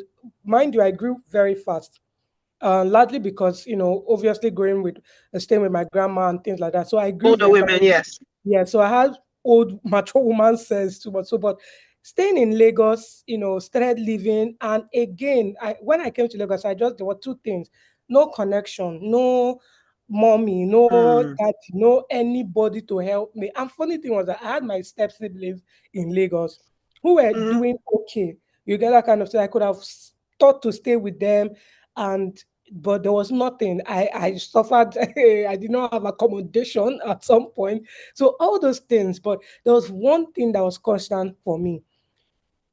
Despite the hardship and things I was experiencing at that point, my church served as an anchor. Going to a place where every day, like in service, I'm being told that there's something God has deposited in you. I had to hold God by His hand, like hold God in His garment. I say, if you don't settle me, if you don't help me find a way out of this mess, if you don't help me find a way to just turn my life around, I mean, at some point I started challenging. I said, God, if I don't turn my life around, it's you. Oh, you are the one that I have. So mm, help me turn my life around. And you see, the glory will go back to you. It can never mm, be said that it was me or my mm, mother or my father or my sibling. It was at that point. And again, I thank God for the people, older sisters, the lady who opened her house to me. I lived with her. So it relieved me from the burden of having to find a place to stay. I think for mm, like 4 5 months, I had another friend who helped, we paid the rent together, but she had the money completely before I did. So she paid my own. Then I balanced how much later when we moved to stay on our own. So those were like the period that my life really just turned, having to just not worry about where I would stay, things like that. And God just helped me from that moment. Again, another thing was service. I cannot begin to mention the benefit of service at that mm, point mm, because mm, um what made sense to me was just going to God and giving Him my best the way I was. So it was it career, any skill I had, I was pouring it back to God. I mm, developed in any musical that I poured it back to God. And I think that at that point, God just had mercy. It was mercy. I don't mm, think that it was, based off of it was mm, mercy, and God had seen consistency in what I was doing. He saw that I was eager to grow. He saw that my mindset was being expanded. He saw that he saw that I was ready for the next level that he was ready to take me to. That was the moment I would actually say that my life started turning and becoming, took a different turn. That moment for me, mm, I feel like if I hadn't left Port Harcourt where I grew up to Lagos, it would have probably taken longer because then I had like, my mom forced me to come to Lagos. So like, how much is the salary? I will pay you. I'm quite all right. She could afford to pay me the offer that mm, I came, which was 50,000 naira. in Lagos. Mm, She could afford that. So it was small. And there was just, oh, how would you survive? Like you're living Lagos, I'm mm, hearing that a bedroom, like one self-contained was about 300,000 plus and 50,000. How would you actually just survive, food and things like that? It was crazy. It was crazy. But thank God, mm, pastors, everybody at home told her, don't worry, let her go. Let her mm. go. You've even said it that God's hand is on this one. Let On this her one. go. Let her go. And you would see. And thank God that she see every day when she comes now, you say, thank God, oh, I allowed you to They go. gonna let you go. I did Yeah. not hold you back because, and that's the thing. I think I'll cap it up to saying that you have to recognize the moments where your life is about to change and take hold. Mm, Do not be afraid to leave your comfort zone. I did not know mm, what life was going to bring to me in Lagos, but I knew that Port Harcourt was a comfort zone. It did not allow me at that point mm, to go. Like I was not being stretched. I was doing the same mm. thing, like That's 25K job. Like I was not being stretched. I'll wake up in the morning, probably if she's going to work, she drops me at one bus stop. I will now pay transport to go to where I was coming. Like I was eating. Like I didn't have anything that I was to worry really about. worry Mm. about at that point. Like I was whether even if there's not no money in my hand, I shall know that there will be Gary in the house for me to drink. My mother will provide. Like there was just something like, but I was uncomfortable being comfortable. Let me put it that way. And Comfortable. that's Yeah. where that's where growth and your life really changes. If you're at a season in your life and you're being very comfortable at that point, and you're comfortable in being that comfortable, then you're not ready for growth. Growth. Hmm. You're not ready for growth. You have to place a demand on yourself that you want to Self. grow. You have to place that demand and say For that yourself. I don't know. Again, if you have a picture of a future that Mm, you want to go in, mm, if you're not there yet, there will be that mhm. pressure, a Yeah. good pressure, not pressure to do something that Mm, was, yes. So that's done. Then another thing again was I made a covenant to God and myself. What was the covenant? That I was not coming to Lagos, it starts the Babylon. In Lagos, it starts Babylon. mm. you for Christian people, like you see kind of people coming and you're losing your faith, you're losing your integrity, you're chasing the bag, you're chasing money, money, money, money, and before you know it, values and things that you grew up with, you're no longer practicing them. So I made a commitment to God to keep me grounded. So that I think that was another thing that helped me because at that point when my life was changing or when my life wanted to change, I had to remember the core values that has brought me thus far Mhm, mhm. and just hold Which is on to very key. it. Mhm, That and for me, where was the cover? It was church. I mean, I mhm, thank God too because I know I have a lot of like it was church. I come back from work, any program they were doing, I will be there because where do I want to go to? I don't have like so, and that mhm, helps me. It cuts me off from things that ordinary would have distracted me.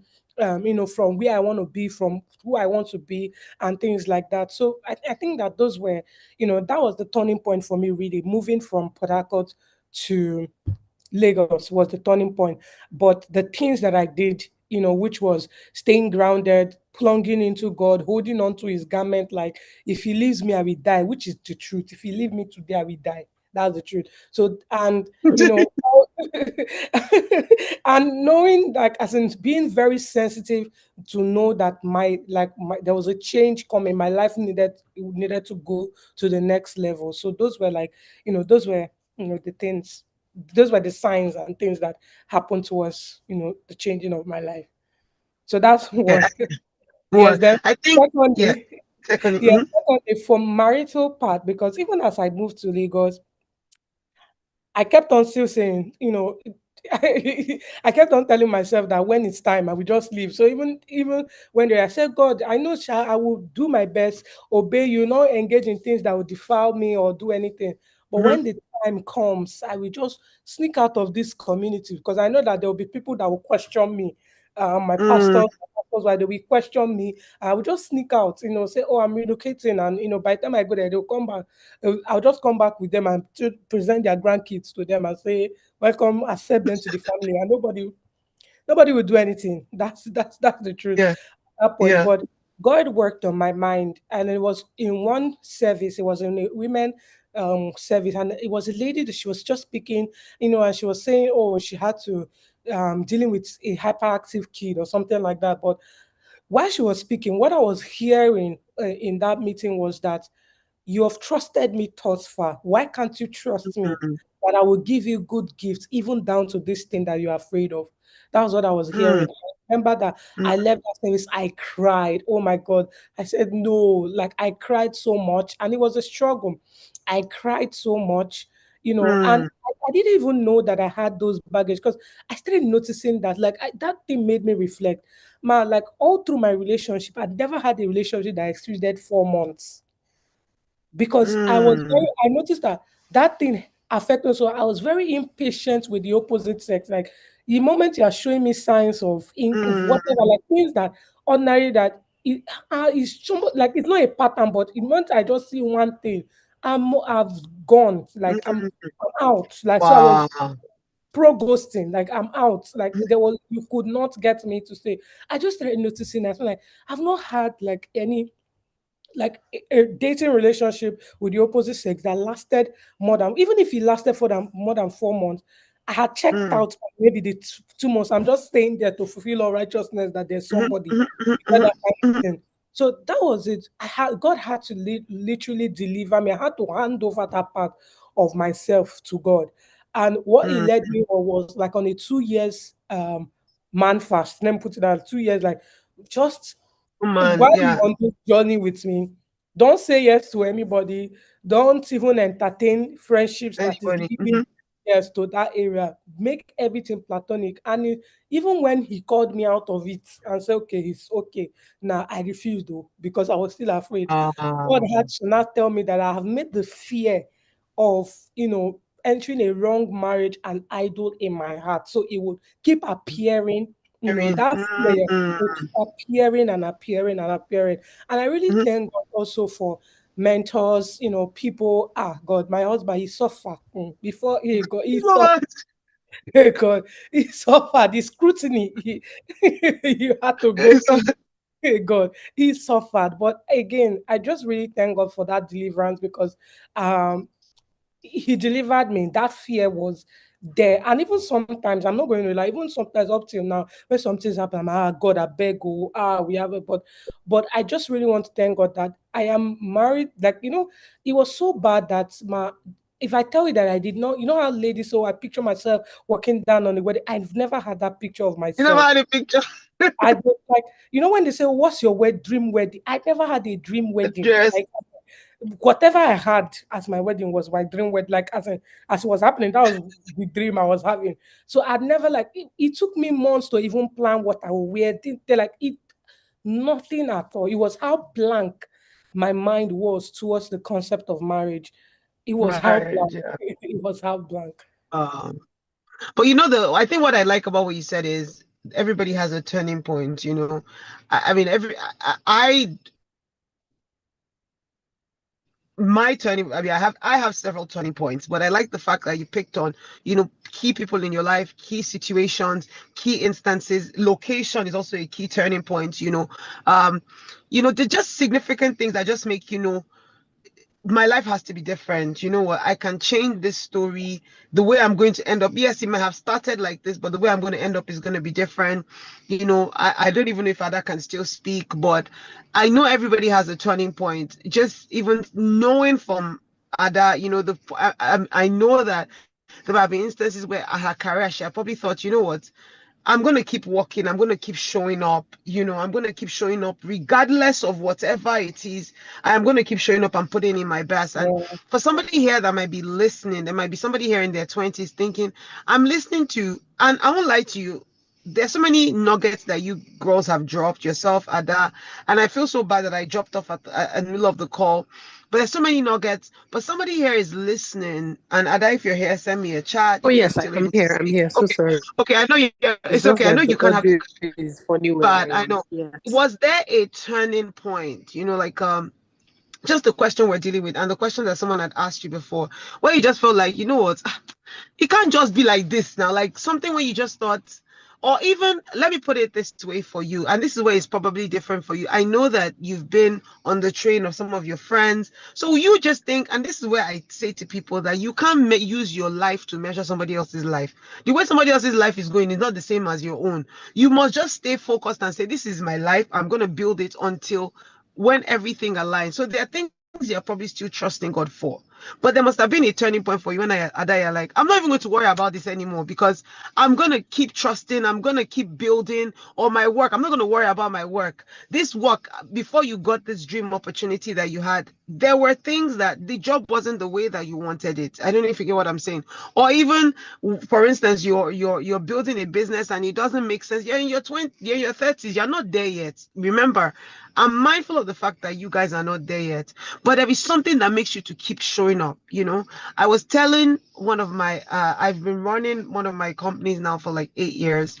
And it's funny when I joke around with them and I tell them I started this company when I was 32.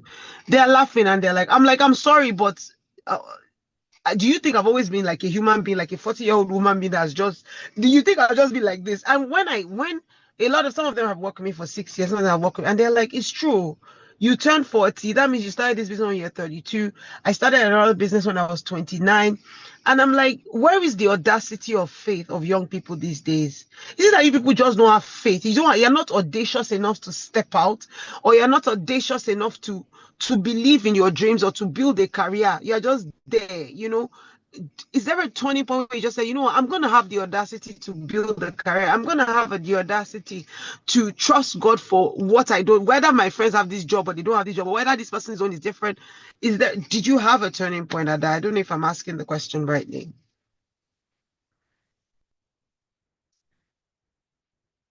Okay. So for the turning point specifically I hope I'm audible because like I Yeah, said, you I had are to because I know you got, move yeah, that's forward. fine. Yeah. Okay. The turning point for me the last role was pretty much a spiritual epiphany. Not to sound cliche, but found out that I was pouring out from an empty cup. I was just pouring out and pouring out and pouring out, and there was no space for like a replenishment. There was no intentional, you know, I'm going to take this time and train myself. I'm going to take this time and wait on God. I'm going to take this time and, improve on myself. There wasn't any of that. So I was just consistently performing, showing up on the job, being present, but empty. I was empty and I was running on old revelation, old strength. In fact, it felt like a grace had lifted off my being and I just couldn't, meet up. So the instruction became very clear. God said, go. And this is the first time I'm talking about it publicly. God told me to resign from my last job, and there was no clear path as to where to go next. There was nothing to do, and I didn't tell my family. Nobody in my family knew till about 3 months after the resignation. And of course, it caused a lot of drama, but I knew when I heard what I heard, I knew that it was me that heard it. And if I don't go, it's me that will still suffer the consequences. So I carried my things and I went. And it was a time of learning that my job is not my source, my job is not my identity. The excellent results and output I'm able to do is not my identity. Even the income, the salary is not my identity, is not my source of sustenance. So in the instance where, you think that your sustenance comes from your job or your business, you are missing it as a Christian young lady. And then I'll speak to what you said, Auntie, about spoke specifically about audacity.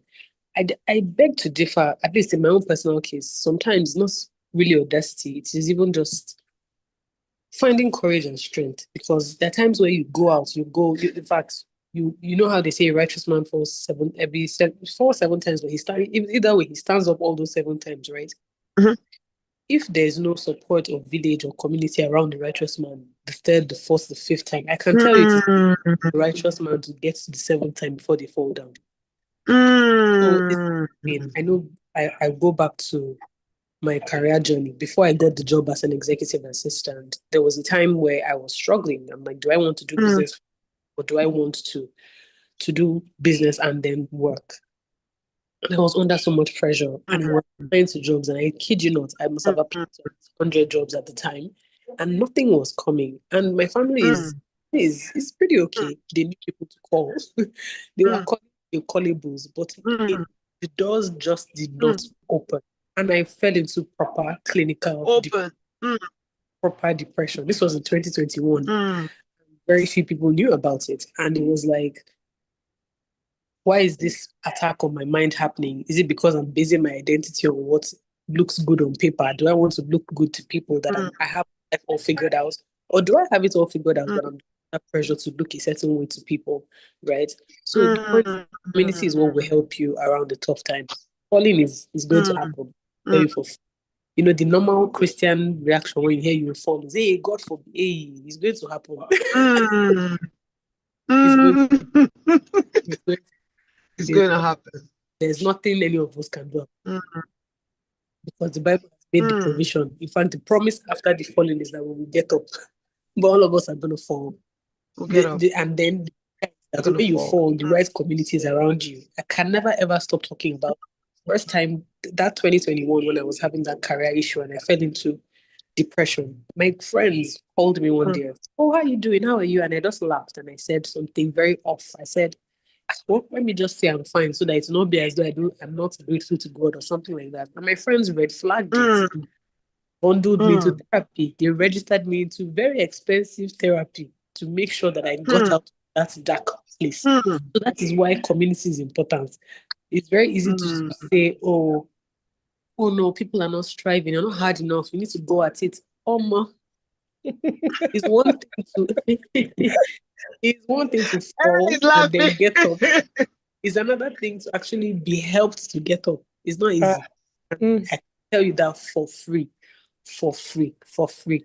In fact, this year as well, after I resigned the job that God told me to resign, and I was now on a, you know what, God, this is me and you mission.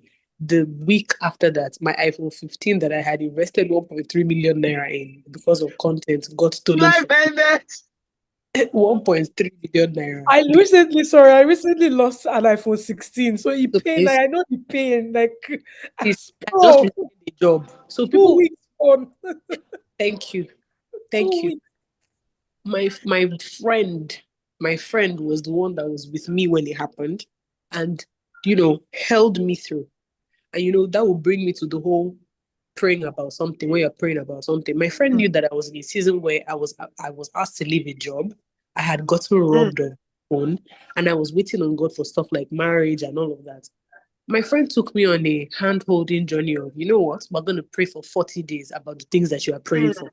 I kid Mm, you not. Mm. Every night at 9 p.m., my friend would wake me up. How far? Where are you? Oh, yeah, let's pray. 40 days. This is somebody that has their Wow. own girlfriend. Oh. Do you understand? It's not as if they are Wow. hosting me so that I can clear the coast. The person did not have ulterior motives. The person did not have Wow. ulterior motives. This is community. So if your community is not there, and if you don't have Jesus, you are finished because you will fall.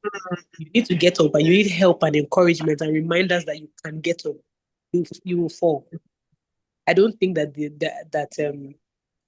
we are lazy and we don't believe, or we don't have grit and we don't have drive to keep pushing. I think it's a thing of community. It's not enough to Mm. talk about people and the trends and things that are happening around. You need to surround yourself with people of capacity. Capacity. People, Mm. if you even call them in the night, they're pressing me in my sleep. They will say, "Oh yeah, prayer chain. Let's get on." That's what you need. It's not people that every small thing. Oh, where is it happening? Let's turn up. Let's go and eat ice cream. That's nice.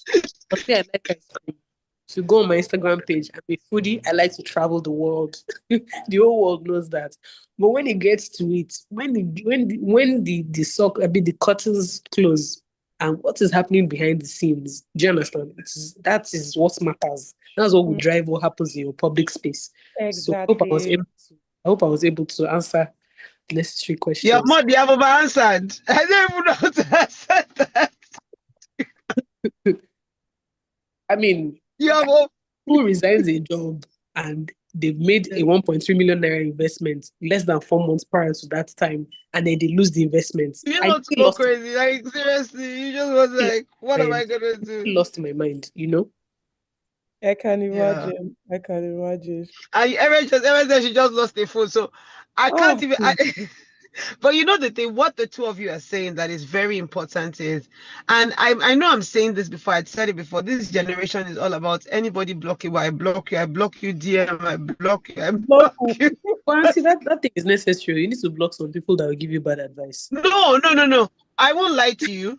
It's I agree with you, but I'm not talking about literal blocking here. I'm talking about the fact that every relationship, you don't close doors, you leave a window open, and the fact that you need a community around you. Whilst you're Yeah. blocking and blocking, remember that you need a community. So that auntie, you may think that, oh, I've arrived with my job, I don't need that auntie, or that person that, oh, you know what, I'm too educated and I don't need to deal with. But those are the people that will remind you, that will remind you when you are being pressed in the night, that get up and pray, or you need the strong sense of the right friendships around you. You just don't need, like you said, the friendships that would go and buy ice cream with you. I mean, I've gone through seasons, and this is just being real.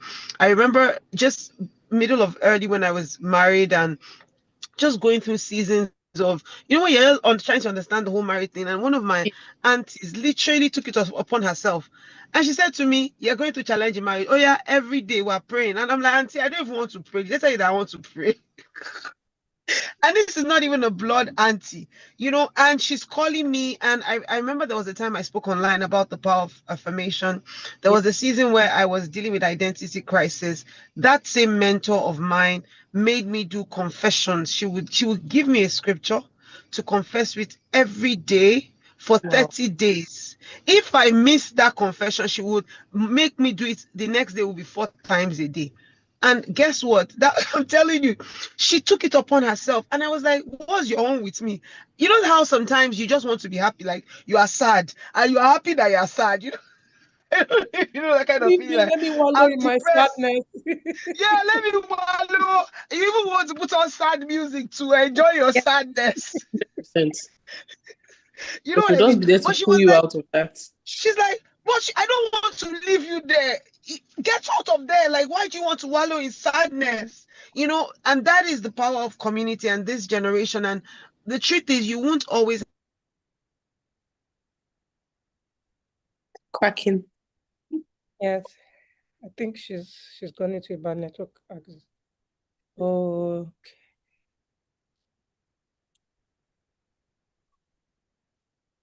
Yes, the network is acting up. yeah. Everything turns.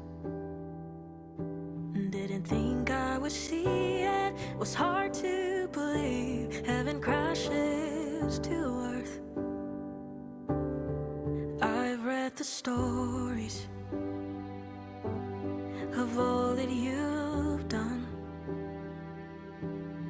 Parted the sea and set captives free. Never thought I'd be one. I am a living, breathing, walking testimony. I am the living proof of what the Lord has done. May call it crazy, but they can't take away my story. 'Cause I am a living, breathing, walking testimony. They said I wouldn't make it, that I should give up.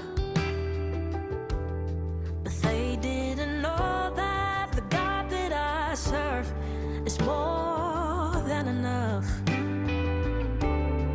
He can move mountains. He can make broken beautiful. Never run out of hope when I run to the God of miracles. I am a living, breathing, walking testimony. I am the living proof of what the Lord has done. May call it crazy, but they can't take away my story. Okay, can you guys hear me? Wow. Yes, I can hear you now. Okay. I'm gonna apologize again. My network did a crash on me, literally. Okay, at this point, I'm gonna round up. I'm gonna totally round up. I think the last thing I remember saying before the call went off, just for reference of somebody that comes back to hear what I was saying, was I was talking about how community is important, surrounding yourself with the right people is important. And I had mentioned something that I wanted Ada to hear. I had said how, I think I was talking about how 1 year into marriage, one elderly woman had spoke sense into me. I think that's what I was talking about. And how, I mean, this person is much older than me, old enough to be my grandmother. And I was complaining to her about marriage and the kind of common sense she spoke into me. I just thought to myself, what is this? This woman, her name is Mrs. R, and I know Ada knows how Mrs. R can speak some common sense into you. I just almost thought, I looked at myself that day, looked at the clothes I was wearing, and thought, what did what just happened here? But I just want you guys, and I know some people are going to come back and restream. Just leave your last words. My network today has really, really not done justice for me. Um, Last words in terms of what you were, if you had to say anything to your younger self in 1 second, 1 minute, your younger self, you were 21, you just graduated university, in knowing where you've been in the last 7 years, if you had said anything to your younger self, what would that be to your younger self now that you are where you are, your 21-year-old self? That is what I would ask.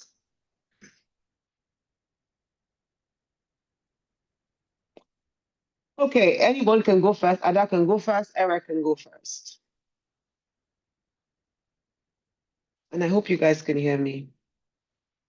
Sorry, I think I missed the question. I heard you speak about Mrs. R, but I didn't get the question now. No, I was saying that I'm just rounding up. I'm being very mindful. I feel like somebody might come back here. I want to kind of say, okay, what was Ada's last words?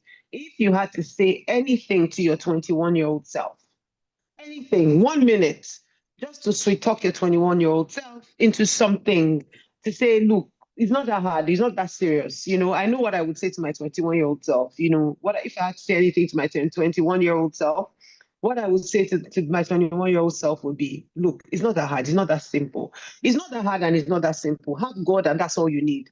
Wake up every day, do what you have to do, trust God, trust God. You don't know everything. Just wake up every day and keep moving. That is what I would say to my 21-year-old self. Just trust. If you have God, you have all that you need. Surround yourself with the right people. Trust God. Don't give up on life. It's not that hard. It's not that simple. Just wake up every day and trust God. So the question is, if you had to say anything to your 21-year-old self, what would that be? Okay, for me, if I had to say anything to my 21-year-old self, it would be to know early what it is that I want to do and to just do it. Don't wait for permission. Don't expect to be understood. In fact, perish the idea and the desire to be understood. That's something I wish I told myself earlier on, because this year when I heard from God that I should resign from my former job and I had the courage to do it, courage as given by God, I knew that I would be heavily misunderstood.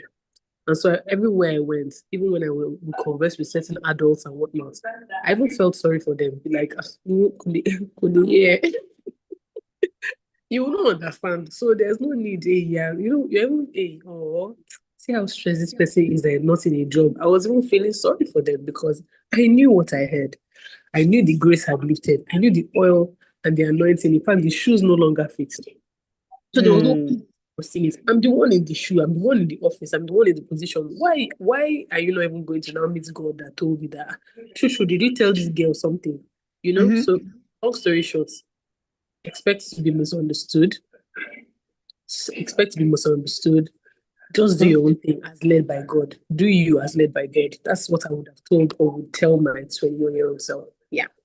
And you are very beautiful. That's what I would tell myself. You are very beautiful. You do not need to audition for marriage. It is God that prepares for marriage and prepares those Hmm. for you. Yeah. Hmm. Can I just frame that? And as in, and I'm gonna summarize each person's 1 minute. I'm gonna summarize it for you and just put it in the context of myself as well, because you don't need anybody's approval. That statement is a very, very big, big statement. You don't need anybody's approval. You don't need anybody to tell you that you're okay. You don't need and nobody, only God. So I don't even know what to say. Ada, I applaud you. I celebrate you. And I want to say thanks for being here. And I'm going to ask Eret the same question.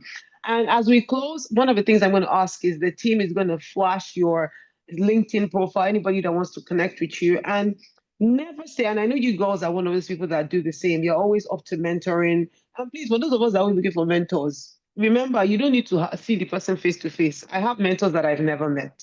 I just study their lives, and their lives are inspirational to me. I look at them, and yeah, somebody I won't want to give up on life. When I wake up some days, I look at them, I'm like, Doctor, this person has not given up. So you cannot give up, you know.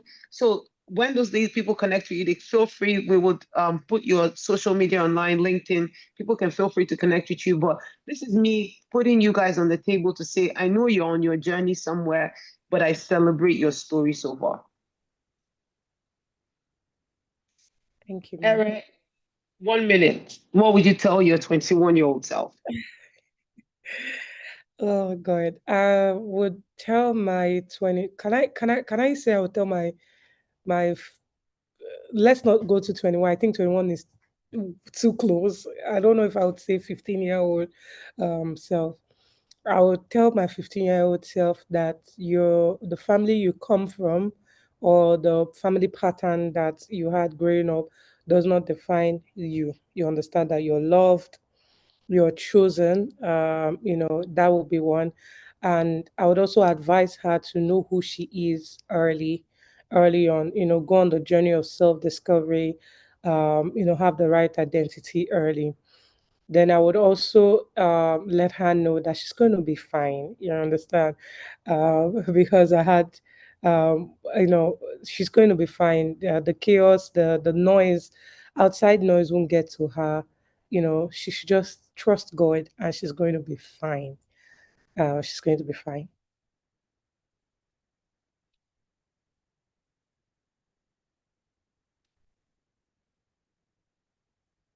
Eric, I think I want to say thank you for that, you know.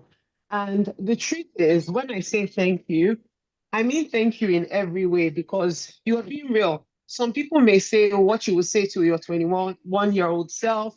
Some people may say what you would say to your 20-year-old self. But the fact is, you chose to say what you would say to your 15-year-old self. But one common message that I hear here is the fact that you guys have said, be yourself, embrace everything that you are, is the one thing that I've heard here. For me, if in this meeting, I say to people, this is how you know I'm a real mom. You see me drive, you see me in my office, see me back in my house. Can you guys hear me? Yes, I can hear you. You see me drive, and I say to people that, look, sometimes when you see people online, you see a plastic person that is everything looks perfect. But the truth is, we all face our own challenges. We all have different places that we are struggling. But remember, every time you shine your light, every time you turn the light on yourself, you are giving somebody else an opportunity to also turn the light on themselves. So it's almost like every time you choose to dim your light and say, you know what, I'm not even living, it's not that serious. Somebody else is also looking at you and say, Ada has given up. Guru has given up. I'm going to give up. Eri has given up. I'm going to give up. But for every time you say, look, my life is not perfect, but in spite of that, I'm going to shine my light so somebody else can gain to shine their light. Let me tell you, you are making a huge difference. And today, even as we round up, very, very mindful of time. I'm 30 minutes out of my time. I'm just going to say a prayer for you, Ada. And I know you guys are logging off. Tomorrow is Monday. I'm just praying that, and these are some things I pray for my mentees every day. I pray that God's light will shine on you in many ways, many, many ways. Doors will fling open for you. Favor that you never thought you would enjoy it in Jesus' name. I pray for you, God. I pray for you, Eric, that in the name of Jesus, your homes will be successful. You know how they say exceedingly abundantly above all you could ever ask or imagine is what God will do in your life. I remember in my 20s, early 30s, people would say to me, Doctor, I know things can be tough, but keep living, keep showing up. That God will shine his light of favor on you. I speak that favor is yours. God will shine his light of favor on you. You will look back, and in fact, I see you guys when you're before you turn 40, people will see to gravitate towards you and say, Eric, I want to be like you. And you'll be wondering, is it me? They will say, Good, I want to be like you. How did you open this door? Can you open it for me? I see you opening doors for other women because you will have such a strong voice. And I pray for every young person that watches this video and connects and just thinks, you know what, Eric did it. Gudo did it, so I can. I say that God Almighty will empower you. The same God that helped me turn my story around will help you turn your story around. And there's so many times I've met many people that will come to me and say, Mrs. B, I connect with you because there's something you're doing here. And that's what makes me keep showing up, whether I have the time or not. I say that people will come to you, Gudu. People will come to you, area, and say, I see you and I connect with what you're doing. You're the kind of person I want to be like when I grow up. It would amaze you when you get those comments. But let me tell you, your light will shine so bright that people will see you. Your parents will celebrate with you because you are born amazing, great women. And today I applaud you and I soak your lives and your light in the blood of Jesus. In Jesus' name, amen. Thank you so much for doing this with me and for Thank you. bearing with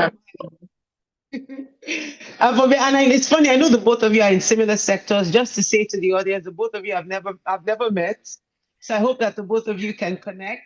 I've On already LinkedIn. connected with her on LinkedIn. Okay, make sure you guys connect. I'll And definitely this is connect with you. Yeah. yeah. Make sure I know you guys are in similar sectors, HR and all, but this is what I like to do. I love connecting people and I love celebrating people. They've put their handles online, they've put Era's handle online, they've also put Ada's handle online. Some people will be coming back to restream. That's how these things are. It's the video is on YouTube. People will come back, rewatch, restream. So people will connect with you at whatever point. Otherwise, thank you so much for taking out of your busy time to be here. I Thank, celebrate the both of you Having so me. much. thank you so much. Thank you very much, ma. Always a pleasure. Always. Yes. Okay, now from me to every single person, I want to say thank you so much for joining. It's such an honor to be here. It's such an honor today to all my ladies, my mentees at the chosen company. I'm going to hand over back to Happiness. Because I know that she is going to share with you how to connect with me online. You watch some of my videos. I'm always releasing positive videos online.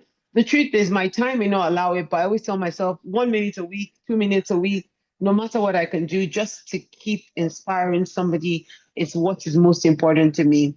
Find my newsletters. I'm going to let Happiness do that. My newsletters, whatever it is, find it online. I think you can sign up to the newsletters. Um, also find me on LinkedIn as well. Join the chosen company. I think we're going to have some sessions next year. The next mentoring session may not come up next year. It may be in the upper year. Right now, I'm trying to do it every 2 years. Otherwise, keep shining your light and know that you are born for such a time as this. You're an Esther in your time, and God has made you for a reason intentionally. God bless you, everybody. My name is Olamidotu. You know who I am. I'm so excited to be here. And thanks for bearing with my network today. Thank you for bearing my network. Thank you for bearing with my changing locations. I had an emergency with my kids, and it just meant that I couldn't drop anything. I just had to be changing my location. But I know that whoever is able to continue to watch and finish to the end online, thank you. And yeah, God bless you, everybody. Thank you so much. And I pray for every single person that is ending that God will go with you. God will cause his face to shine upon you.